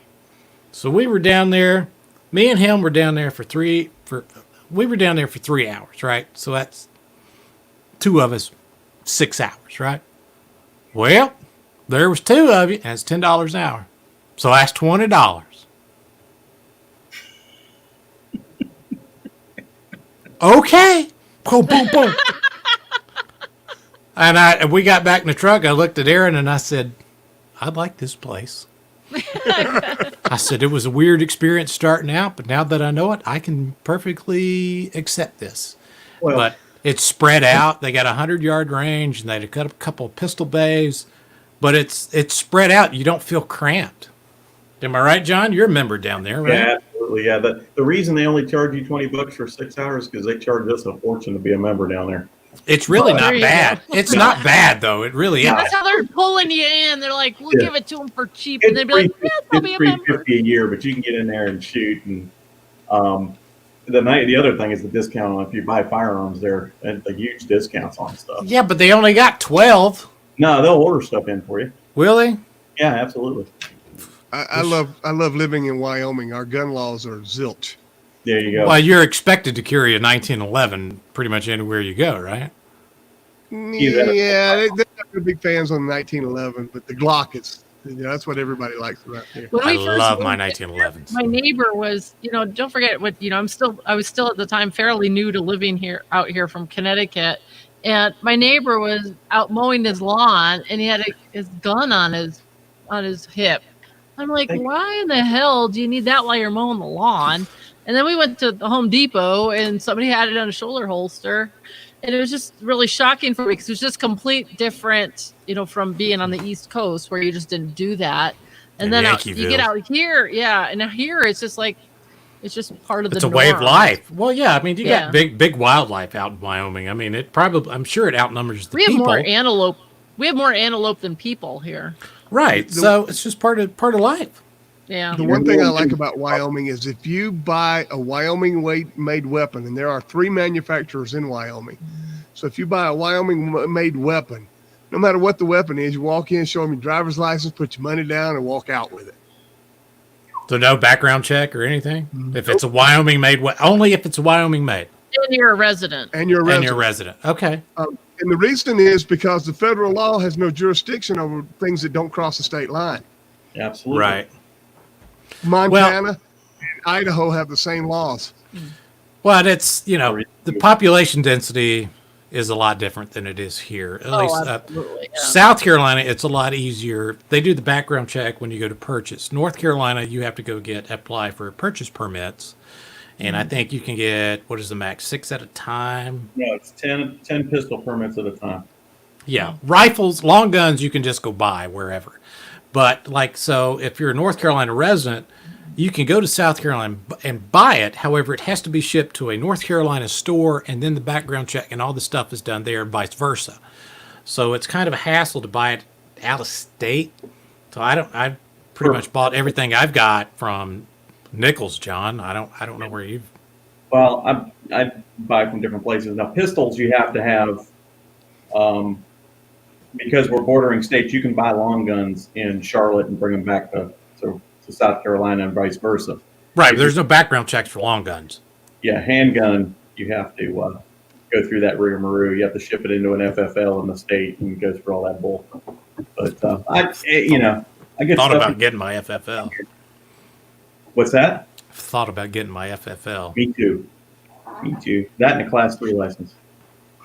Pretty much. Just so you can buy the ammo cheap, to buy the guns cheap. Yep. Yeah, in Rapid City, they have a place called Black Hills Ammo.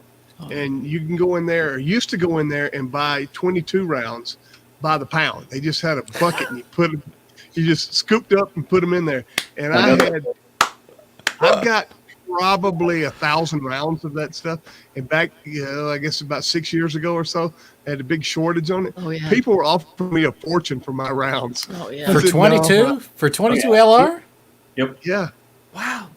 Back when Sandy Hook, right after Sandy Hook, that stuff was, it was like bricks of gold. If you had a box of 100, they were paying, what, 20, 30 bucks a box of 100 versus. Oh my God. Remember it was $4 for a box of 100 for 22 LR? Yeah. Yeah. It was, I don't remember how much it was a pound, but it added up to be like $4 or $5 for 100. And, you get 1,000 of them in a shot when you scoop that out of there. You got to bring your own pack too. I tell you, I bought my favorite handgun is the 1911 by far. And even the compacts, the 1911s. It's just great. Yeah, it's just the action. Get anything with it. What? Maybe you can't. M1911 is one of the sloppiest guns out there. No, 1911 is one of the tightest guns out. The Glock is the one so loose. Something you can pour sand in and still fire. It's got to be loose as like your worst prom date. I was in the Marine Corps. We shot 1911. I know what they're about. My 1911 is probably more accurate than any Glock ever been produced. But now you can't buy cheap 1911s. Don't buy the Rock Islands arm. All my 1911s are made by Kimber, and breaking. So they're not cold.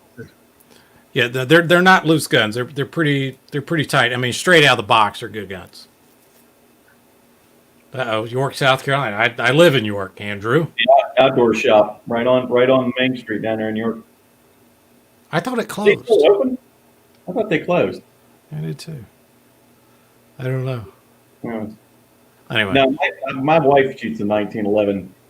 I had a 1911 until I taught her to shoot, and then she took my 1911, and she is deadly accurate with that. I mean, single action pistols, baby. That's what it Yeah. is. well, I carry a 938 SIG, and which is basically a baby 1911, and I love that thing.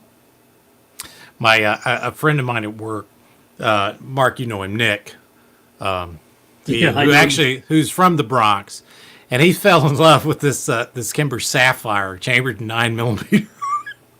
It's a anodized aluminum, but it's blue. I mean, it's a straight up girly gun, but he loves it, and he bought one. He said, "Oh God, I love this thing," and I just for the handles.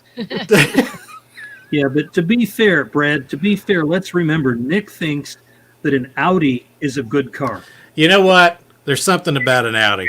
5 zeros on the hood. No, you got or that 4 wrong. zeros on the hood, another one in the driver's seat. That's it. Four zeros on the hood and a fifth behind the wheel. Yeah, he likes his Audis, and all his Facebook pictures is all of food. To be fair, he's Italian. He's from the Bronx. I guarantee you, everybody in his family. He's never been to Italy. The only reason we think he's Italian is because his last name is Pinto, so it ends in a vowel. That is all we really know. Just because he happens to be Italian doesn't make you Italian, like you know anything about food. I love him to death. And he makes good pizza. He really does. He's got a pizza oven at his fried house. chicken and fried okra and He ate a whole fried chicken in 12 minutes. I got video footage to prove it, bones and everything. When he grows, his hair gets long. His head looks like an egg with mold, and that's his words. We shaved. You can find this on YouTube. I used to call him Nick Speaking because when I'd call him on the phone at work, he'd just pick up like he's dying. Nick Speaking. So I just called him Nick Speaking. Nick Speaking was his last name. And we did a video. We cut his hair. His wife wouldn't cut his hair, and he refused to pay $40 to have somebody with a pair of clippers just buzz him. So we did it at work one day, and it's called Fro Be Gone. It's on the YouTube if anybody cares to search it. It's pretty good. And he just keeps going and going. He puts himself in a trash bag, right, because we don't have anything to catch the hair. So what's the first thing you do when you're cutting somebody's hair like that with a pair of clippers? You go straight down the middle and you go, all right, I got to go, right? big part. Reverse mohawk. Reverse mohawk. Nick's done pretty good. I love him to death. I don't get to see him as much anymore. It's another one I haven't seen in probably 2.5 months. But, Well, I get what you're saying about Nick being a lowercase Italian versus an uppercase Italian. he's an Italian, not an Mark's got a Italian. reverse mohawk too. Say what? He's working a skullet. You're doing a reverse mohawk. That's a skullet. You run the hair bell along back here. It's bald up top. That's a skullet. Sorry, Mark. I'm just going to tell you, Brad. Nothing grows on a busy street. That's the deal, dude. Who's whacking you on the head all the time? She's not that fucking tall. Yeah, but he's got a ladder, dude.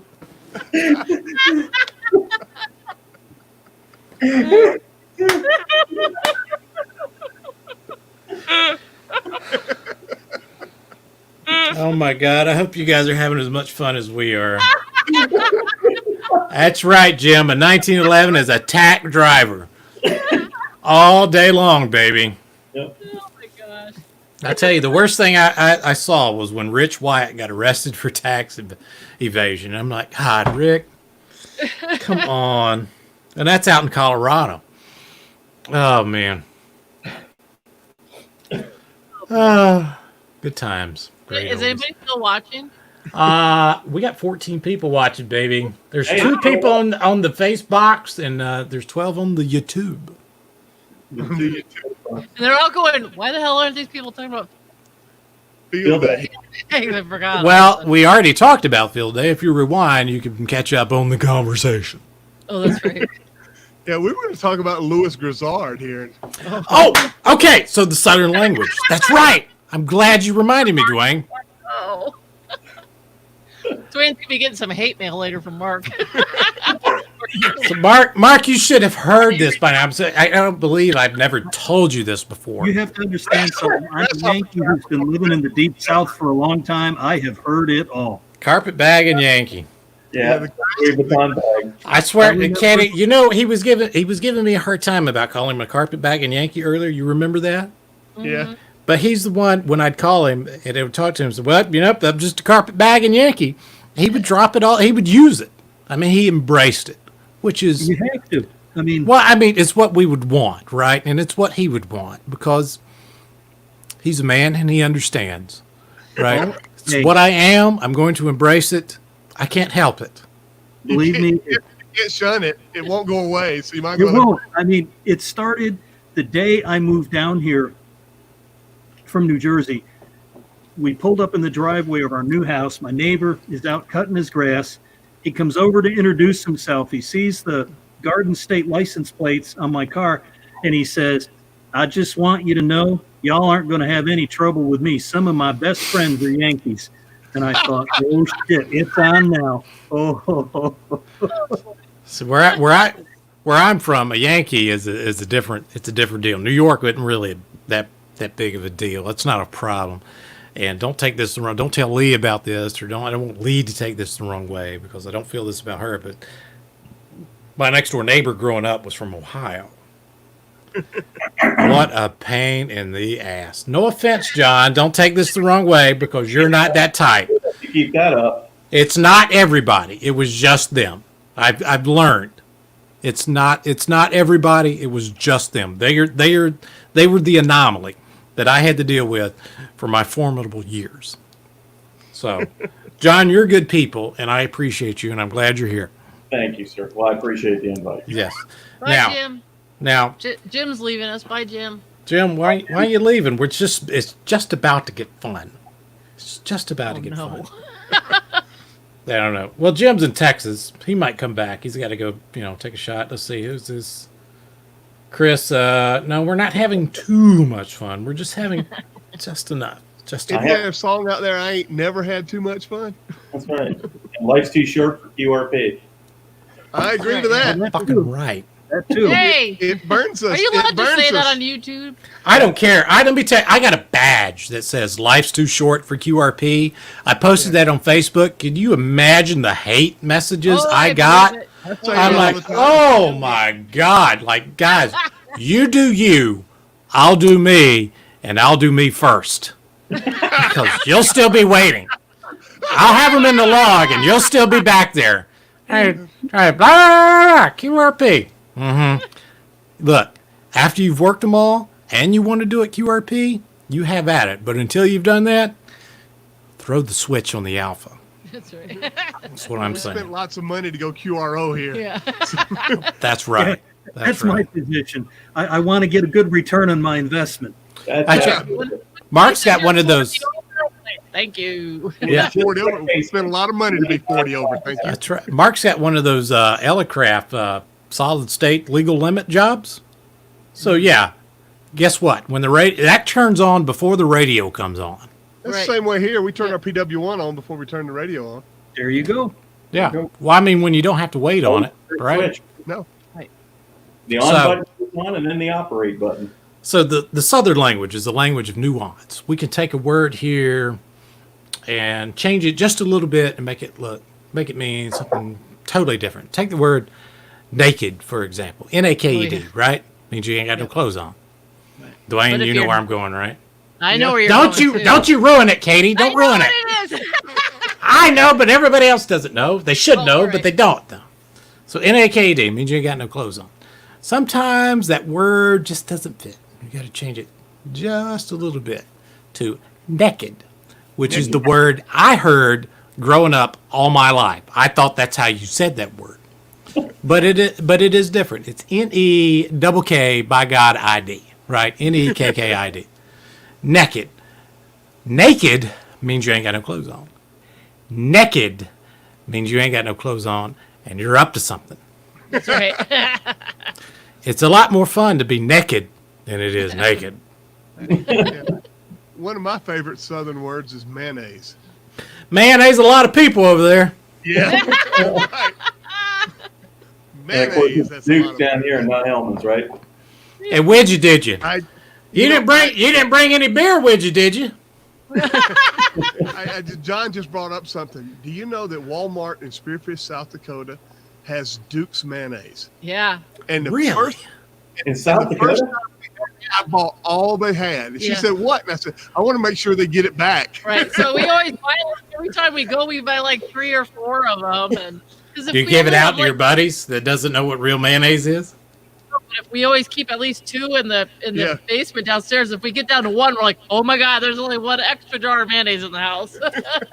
I think John's battery died. He just bugged out. Imagine Well, he'll be back in a minute. But You know, that Southern thing cuts both ways. So my younger daughter was born in the South and was extremely Southern and went up to New England to go to college and then no. moved. Marley was never one I would consider extremely southern. She was the smart one. Oh, yeah, she was the one that did the cotillion stuff and all that. I mean, when she was a teenager, she wouldn't have said crap if she'd had a mouthful. Then she goes to college and moves to New York City. Boy. We were up to visit her a couple years ago. She was moving to a new apartment. And she embraced the plates. Oh, let me tell you something. We picked up a zip car to run over to Home Depot to get some paint.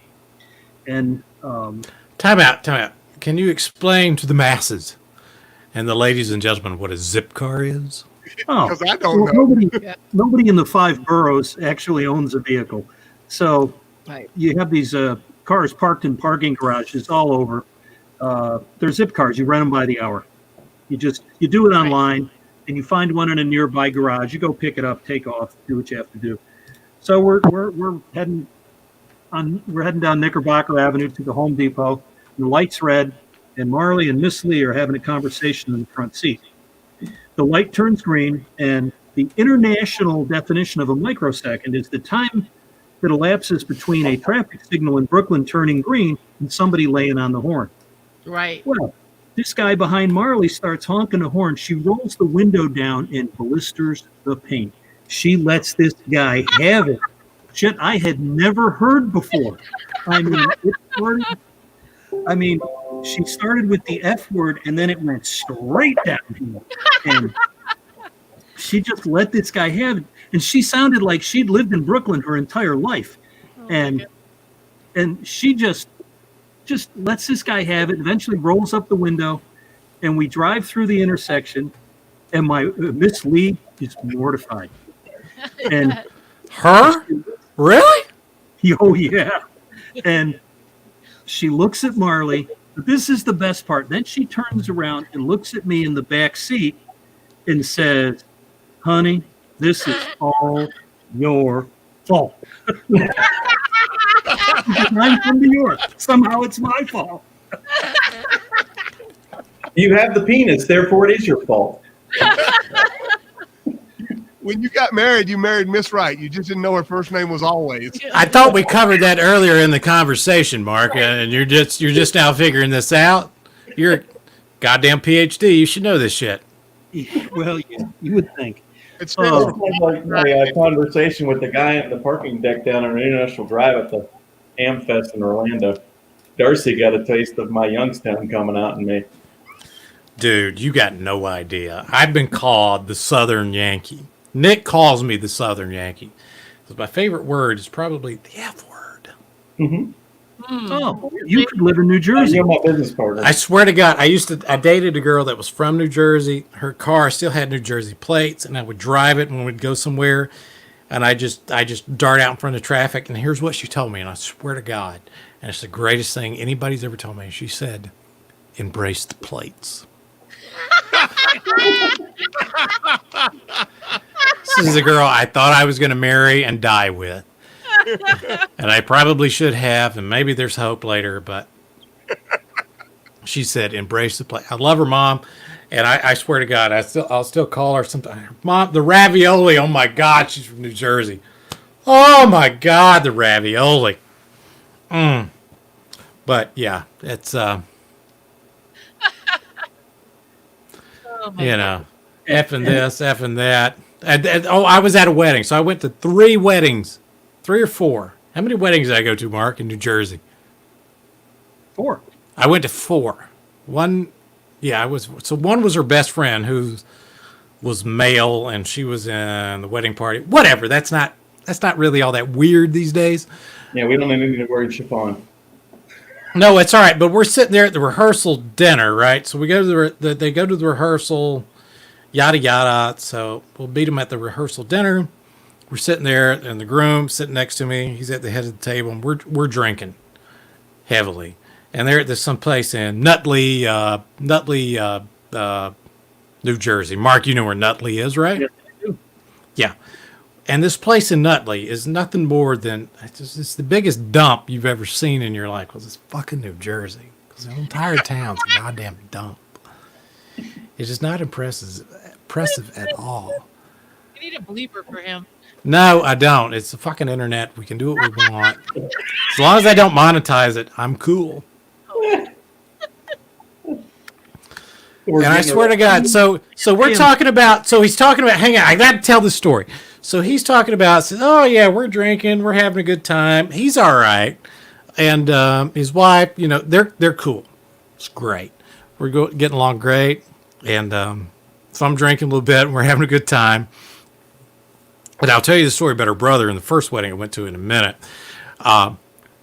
So and I'm pouring his and all that, and we're drinking. And he says, he got to talk about the priest. And so the priest, now they're Catholic being up there, right? And they have there's a Polish service also at this church. It's the weirdest goddamn thing I've ever seen in my life. Anyway. He's just going right at me, isn't he? Are you Polish, John? Half. Gendron is Polish? On my mom's side. I thought it had to end in like an I, like Itsky. Well, Gendron Insky. Yeah, there you go. Gendronsky. Yeah, Gendronsky. So anyway, so he starts talking about the priest. And the priest is saying, well, you know, it's going to cost more. And it's like, no. So he says, so this fucking guy wants more money. Talking about the priest, and I'm like, oh my Lord, he said that about the priest. Here I am, Southern Baptist. We don't say that type thing, right? Especially about the priest. John's father for that one, or come over through or grandfather through the, the speakers of the church. Yeah, my uncle. Yeah. Yeah. Sorry, so when I was talking to Mark, it was talking about, when we talk about somebody, Mark would say, and this fucking guy. And that's just how we address people, right? That's who they were. When they pissed you off, is this fucking guy. It doesn't matter who they are. So he's going, and I just fall out. I almost fall on the floor laughing. And he says, so I call. He said, I called the rabbi for the state and said, this guy is trying to extort more money from me. So he went by, I told him, said, no, we got a contract. This is all the money you're getting. He said, yeah, I understand you called the guy over the state. I said, I sure did, you fucking guy. I'm like, oh my. I'm like, only in New Jersey would you talk. And this is why the Catholic Church has more money than anybody else in the world. Yeah. Okay, Brad, in the interest of just making sure you got it right, I guarantee you that priest did not call a friggin' rabbi to talk about extorting money from. Well, whatever. What's a guy above a rabbi? Well, no. The rabbis play for a different team. You're looking for. It's just like Yankees. You're like the wrong religion, Brad. Dude, I'm Southern Baptist. Dwayne, you understand. We don't fucking understand it. The Catholic whole world. Preacher. Yeah. Okay. Yeah, there's a preacher, and that's the top of the chain for us. Yeah, my grandfather was a Southern Baptist preacher. The guy above the parish priest, that's going to be the friggin' Monsignor. All Or the right. bishop. That doesn't sound familiar. Or it could have been Bishop. bishop. He's a bishop. Or the cardinal, the archbishop. Oh, Jesus. Don't even No, get me. doesn't he live in Rome or somewhere? No, No, that's the big guy. That's the big guy. That's the other fucking guy. And he's Polish. No, he's Italian now. I know No, he's this one's It's Brazilian. You love, and don't you love it, Katie Dwayne? You watch the Italians or the Catholics when they start saying that, and they all go, "Oh God." so. Oh, we're not I Catholic. have a change of subject question here. Yes, So- sir. Thank you, Jesus. We have 3 shacks in the shack, 3 stations in the shack, and we're sitting at Katie's station.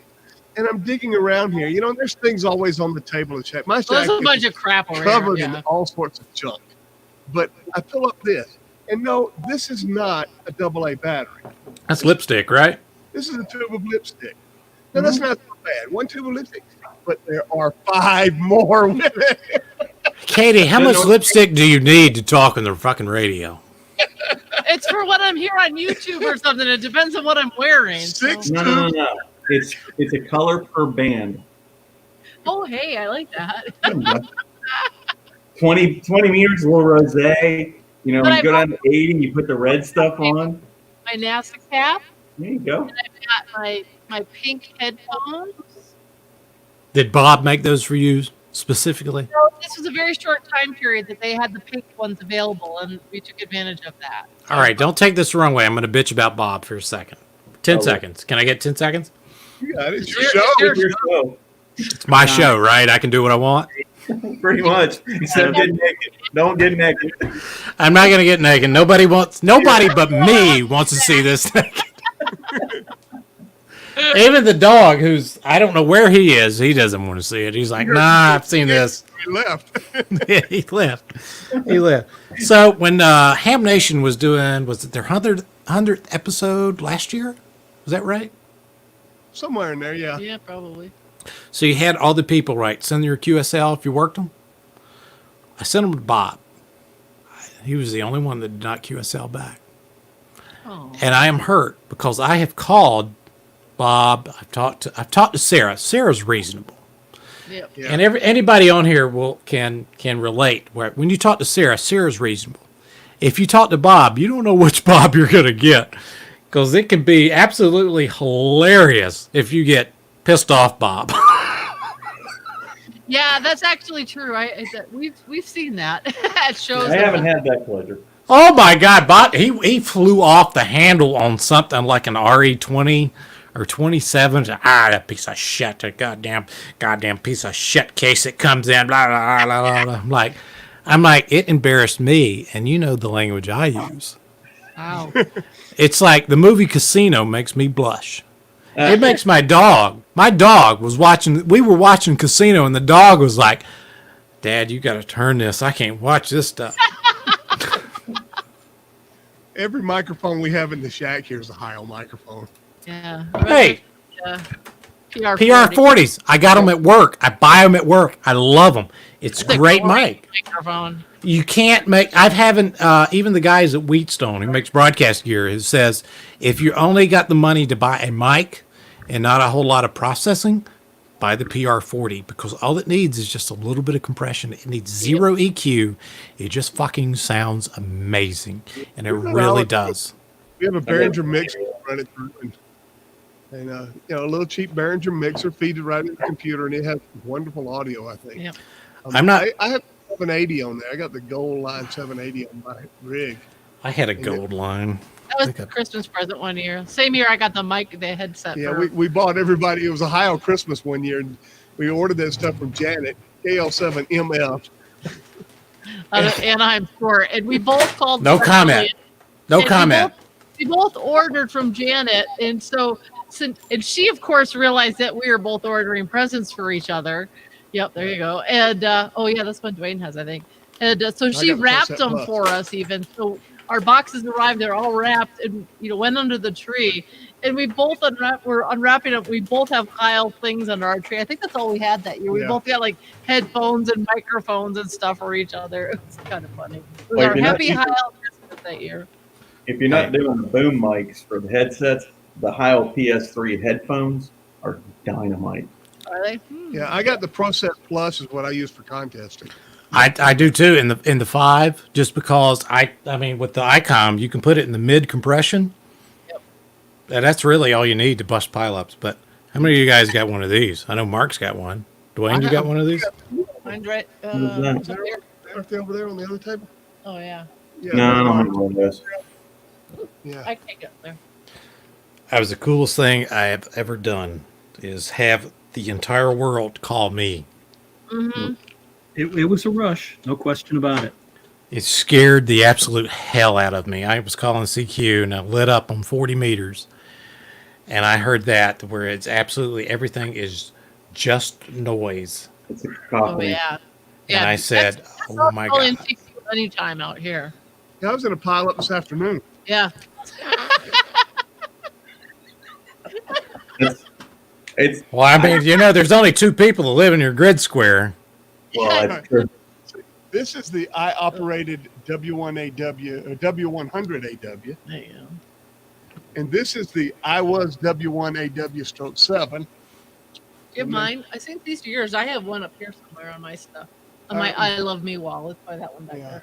there. No. Katie, you got it all wrong. We call it, and I'll take you for a tour here. We call this is the wall of arrogance. I Love Me wall. Same thing.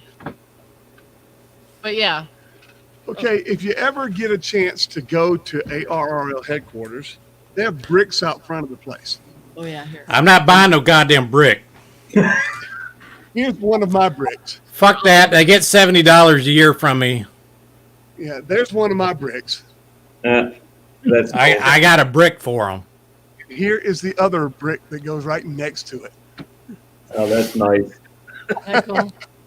Yeah, so we And got then you need to buy a third one that says "Life's too short." URP. That's one you need to put up there.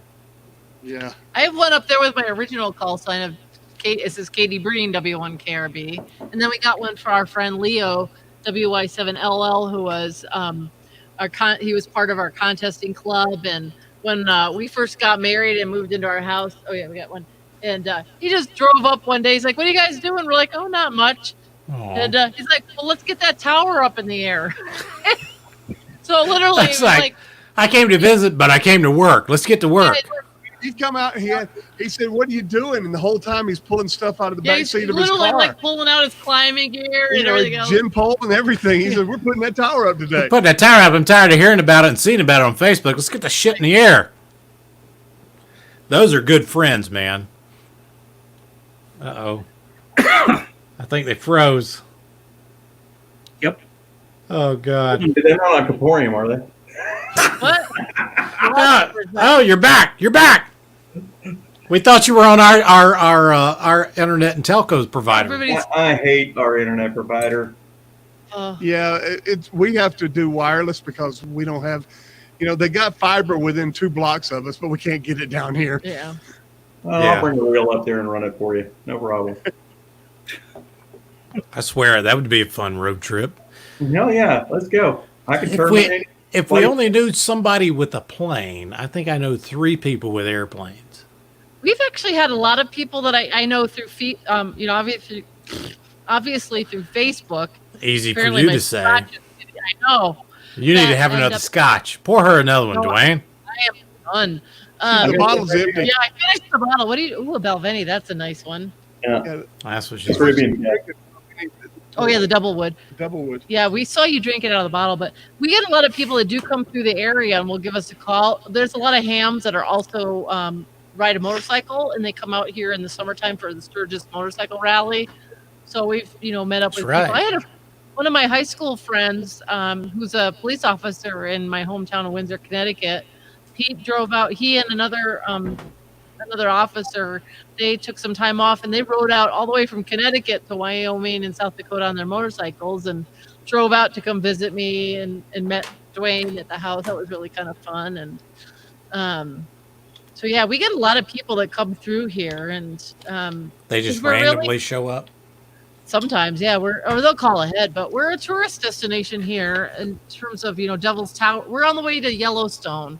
So a lot of people will stop at Devil's Tower. They'll stop here in Sundance, or they'll go to Sturgis if they're into that stuff. So So we were talking about the PR40, right? Yeah. So, and I work in the broadcast industry, so this is one I had made for It's FM. There you go. one of the radio stations I work for. Oh, okay. And I had this one custom made for their main mic. And the problem is the program director apparently listens with his fucking eyeballs. So he wanted to have the 27, and I'm like, it's a piece of shit mic, but whatever. I'm tired of arguing with him. So I said, I'll use it at home. And that is exactly what I did. So that sits here with me. It's a piece of work I have with me. Yeah. So what do you do at the radio station? I'm the director of engineering for Beasley, Charlotte. Okay. When I was much younger, I lived in Hawaii, and I was He was in the Marines. Don't you wish you knew him then, Katie? Heck yeah, he had dark hair back then, and it wasn't falling out either. and more of it. Hey, easy. Mine's People dark. pay for this stuff, you know? I tried to do that last year and it didn't quite work out. I'm a grandma now. I should have like gray hair, but I know I saw that, but you dye it. But the redheads are hard to find. And you can dye your hair red from now to eternity. Nobody will ever be the wiser. that's true. Except that I do. Yeah. So Anyway, I worked as the weekend engineer at KDUK in Hawaii. And it was an album-oriented rock station. I really enjoyed working there. And you had to go by and take the readings at the tower, at the transmitter. You had to go by and take some readings and our stuff. You had to put all that in the chart because they were back in those days, they were a civil defense radio station official. They had to have backup power. So you had to go and register that the generator had been tested that week. And there was a few things you had to do on the weekends. And I'd go and sit and talk to the DJ in the radio station.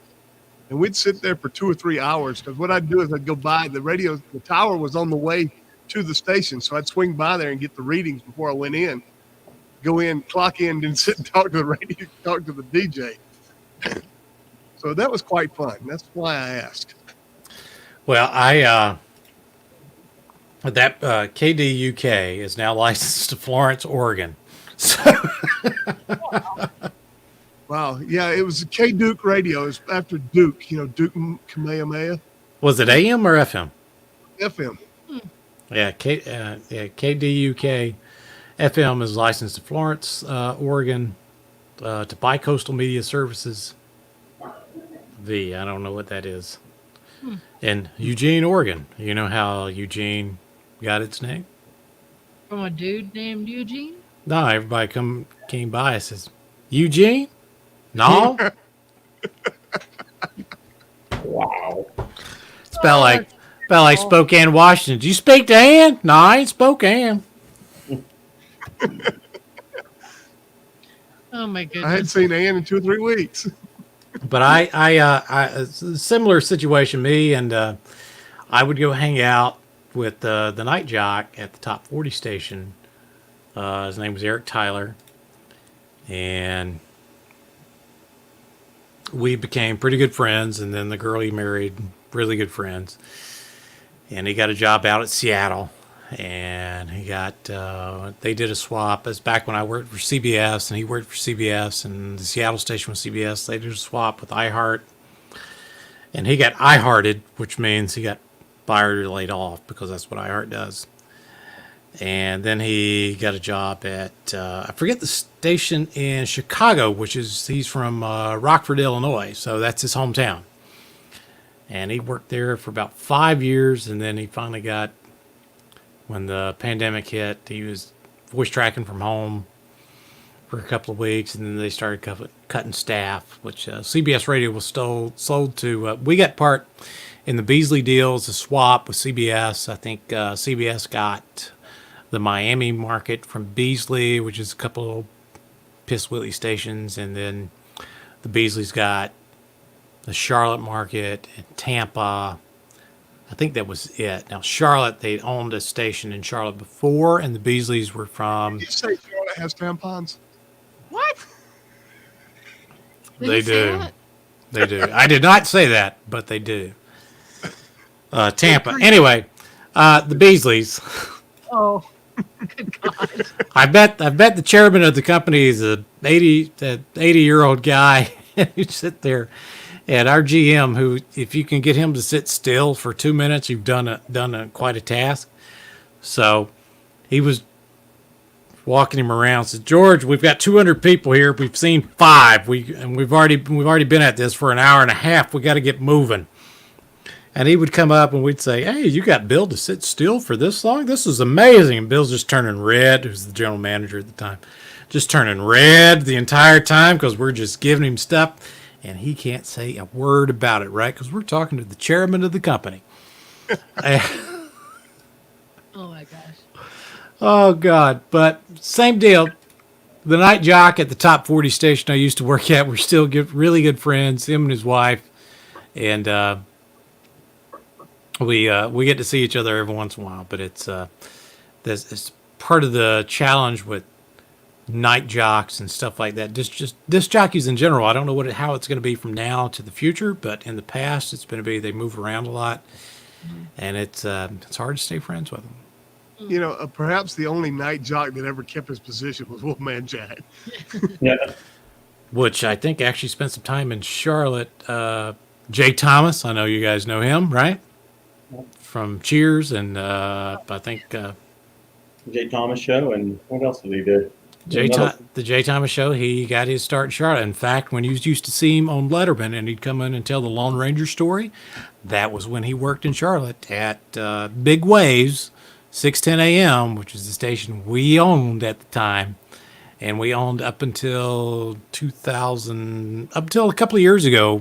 Yeah, because it's FNZ now, right? That's WFNZ, right? But it was still the same transmitter site, and I control 90% of the building. We built the new building out there. I control 90% of it, and then 610 can control about 10% of it, but we don't own any of the property. But the Lone Ranger story, if you've ever heard that on Letterman on Christmas, when he comes and knocks the meatball off the top of the tree with a football, and he tells the Lone Ranger story, that was at Big Waves, WAYS in Charlotte, 610, back in the 70s or 80s.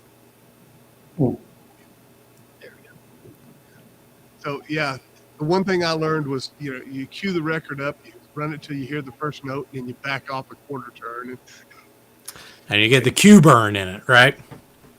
And now they don't even do that, because I did a couple of interviews at 99 FM in Fargo when I lived there. I was president of the radio club. We did a couple of interviews. Everything was computerized. They just pushed a button, and that's the song that played. They could pop it open, and every song they had in the catalog was on the computer. I miss records.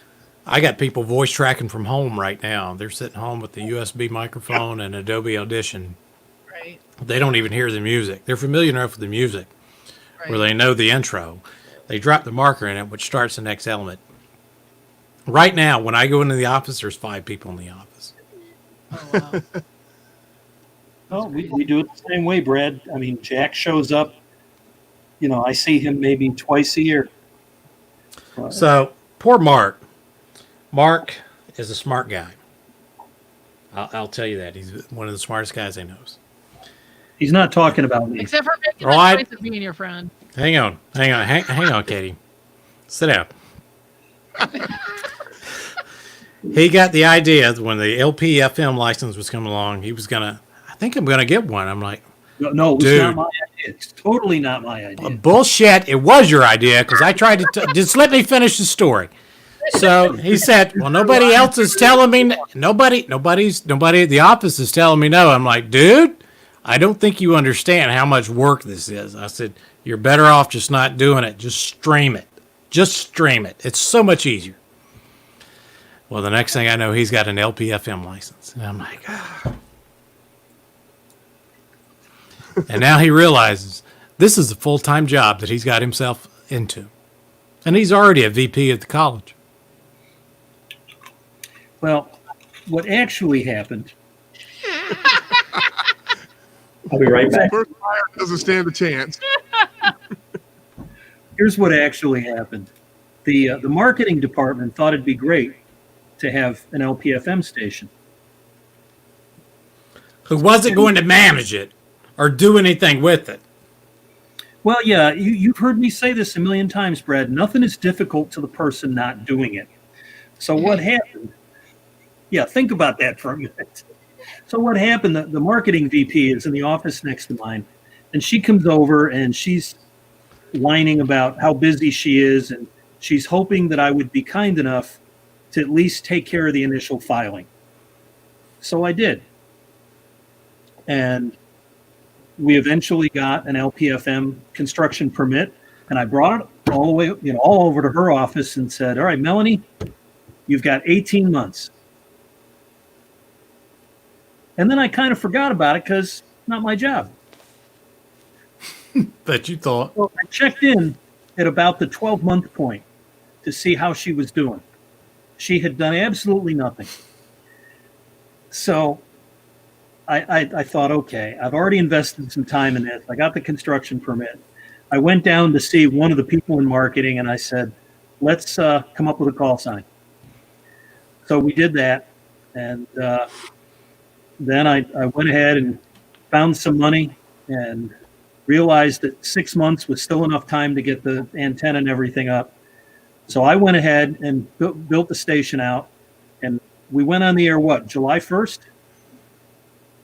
Somewhere right there, July 4th. Maybe it was July 4th, something in that neighborhood. I remember there was a holiday somewhere. And the construction permit expired July 15th. So we got it in under the wire. And that was in 2015. And of course, the first thing I did was try to give it back to the marketing department saying, okay, now you got a radio station, you got the transmitter, the tower, everything's up. And I contracted with a guy who lives in Fort Mill to be your program director. And he's bringing all the audio in, via the internet. And it's all done. So you just now need to take the ball and run with it. Yeah.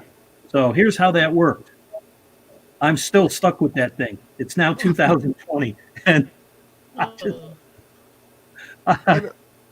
our high school had a little FM radio station. Ours is too. Yeah. We had several of us would be at high school at 6 a.m. It went from 6 a.m. to 6 p.m. Just 12 hours during the day. And then you shut it down and started it up the next morning. And it was, students, all students. They had Mr. Braswell was the electronics teacher, and he was the go-to guy, but students did everything else.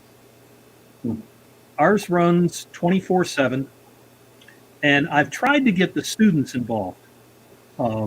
Which I tried to tell him, this is a bad idea. You got nothing on them.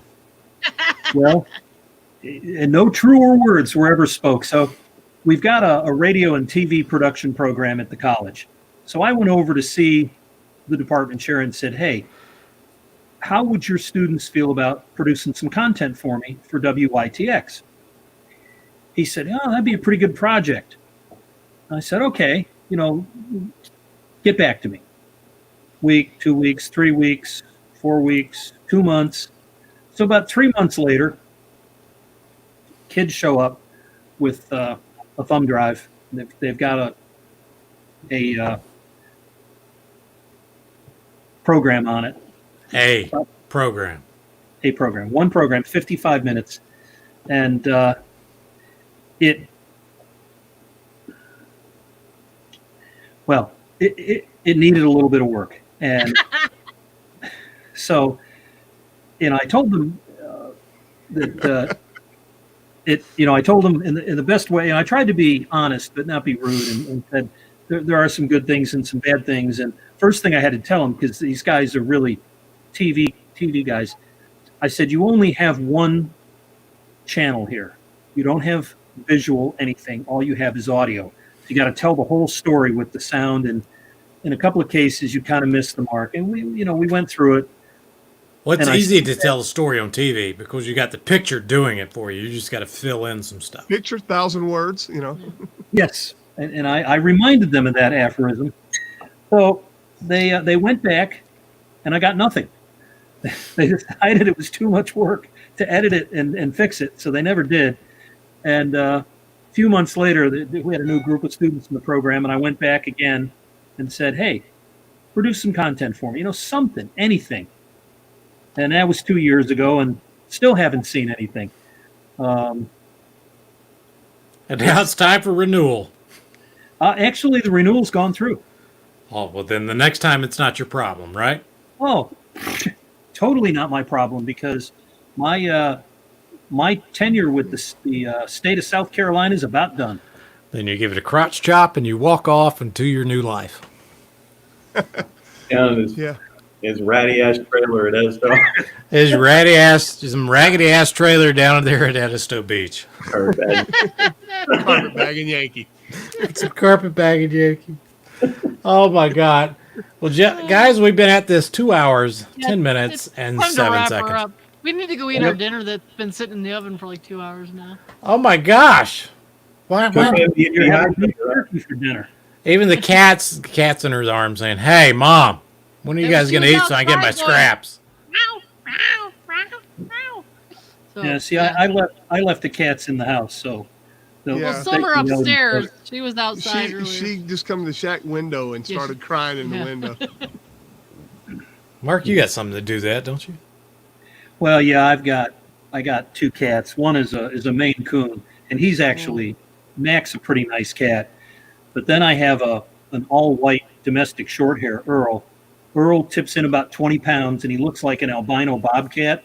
Oh wow! And he's got a bit of an attitude. Yeah.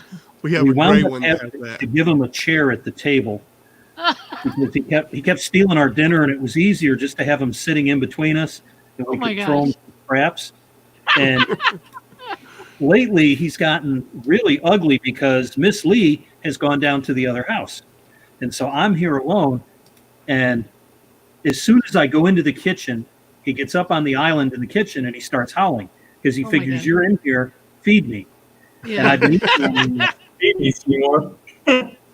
been eating on the back porch. We've got a screen porch off the kitchen, and so I've been taking all my meals out there, and he just stares at me from the kitchen window, and he just looks at me and howls.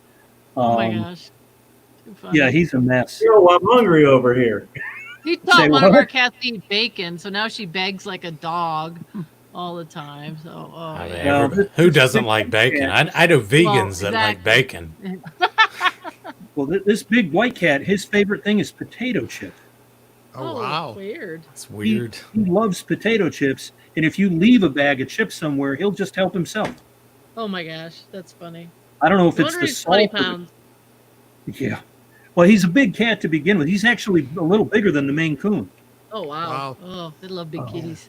We have like 2 of our cats clock in 14, 15 pounds. Whoa. And then we have a couple that are at 12, and then the rest of them are all Like in around the 8, 7 or 8 7, pound. yeah. That's way too many cats. Well, No, we're down to 8 right now. I mean, if a dog that weighs less than 50 pounds is a cat, right? Yeah. What is it? I'm only Brad, got the one, Brad, we got the Brad, one dog right now. He got to 90 pounds. So Jeff Dunham says if you can drop kick it over the back fence, it's not a dog. Yeah. that's it. Brad, Yeah. if it's less than 50 pounds, it's not always a cat. Think about Xena. Xena weighs 3 pounds. This is little teacup Chihuahua. chihuahua. That every time I go over there, I just put her in my shirt pocket. Walk her. So, yeah, we have, She gets we have pissed off. these 2 enormous cats, and we rescued this little 3-pound, 2-ounce Chihuahua. We've had her for a few years. I think she's 12, 13 years old now. And that dog is completely unaware. Yes, and she's gone. That dog is unaware of her size. Oh my Complete- gosh. Utterly unaware. My sister-in-law had a bull mastiff, and we were up visiting Paul and Bob, and Cooper wanted my wife to pet him, so he got right up next to Miss Lee, and Xena was in Miss Lee's lap. Xena bit that mastiff right on the nose. Oh, you're kidding. And- Wow. And after that, Cooper was Xena's bitch. I mean, he was so afraid of that Chihuahua. It's so funny. So my dog and Xena. My dog will look at Xena and say, I don't know what that is. That's some overgrown rat. I'm just going to stay the fuck away from it. They do not engage. They don't pay any each other attention. They just go about their own business, and it's like neither one of them are there. Is it not, Yeah. Mark? Yep, pretty much. Yeah. We Yeah. had Gilly, a cat that got to be 21 years old. say what? And yeah, we had a cat. She got to be 21. She made it 21. Made it to the drinking age. Died a month later. But Oh my God! she was a Mancoon runt. You know, Mancoons get up 15, 20 pounds easy. I used to She date a weighed girl. 7 I pounds. She called was a that. runt. She was the alpha cat of Oh, the yeah. house. She had no idea that she weighed 7 pounds. She was a Mancoon. She was the biggest cat in the room. She bossed everybody around. Well, that's the way Big Mac is. Even though Earl is a couple pounds heavier, Mac is absolutely the dominant cat.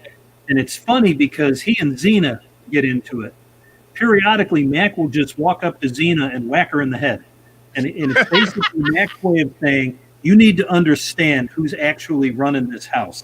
It ain't you, it's me. It's one of my favorite TV shows ever was a Firefly. And there's a line in Firefly that I just cannot get past. I just laugh every time I hear it. And that's when Adam Baldwin, who plays Jane on the show, he says, the chain of command. That's the chain I'm going to go get and beat you with. You find out who's running hard. That's pretty much a cat. Yeah. What a I great. like that. Yeah. I like that. Was there Well- anything we didn't cover that we needed to cover? We talked about field Probably day. yeah. I don't think we really covered it, but you know. I keep trying to get Mark to go to Orlando, Katie. I think you need to talk Mark into going. You need to go down. That's a great ham fest. He had Dwayne came this year, and it was his first time being like not official doing anything. He had so much fun. I was totally jealous because I'm working my buns off, and he's just running around. He's fine, and he's like, "Hey, guess what? I found Kent from North Dakota out in the swap market, and he's hanging around, running around, and he's like a happy camper, and I'm like, dying by the end of the It day. was the first ham fest I'd been to in 16 years where I didn't wear a red badge. Yeah. Well, I Well- keep trying to get Mark to go, and I think my battery just died on my camera.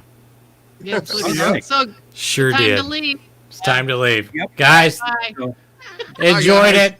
We'll see you next time. Thanks for stopping in. And Everybody we'll stay see, Good to see you guys. Night, cowboy. see you Bye. guys.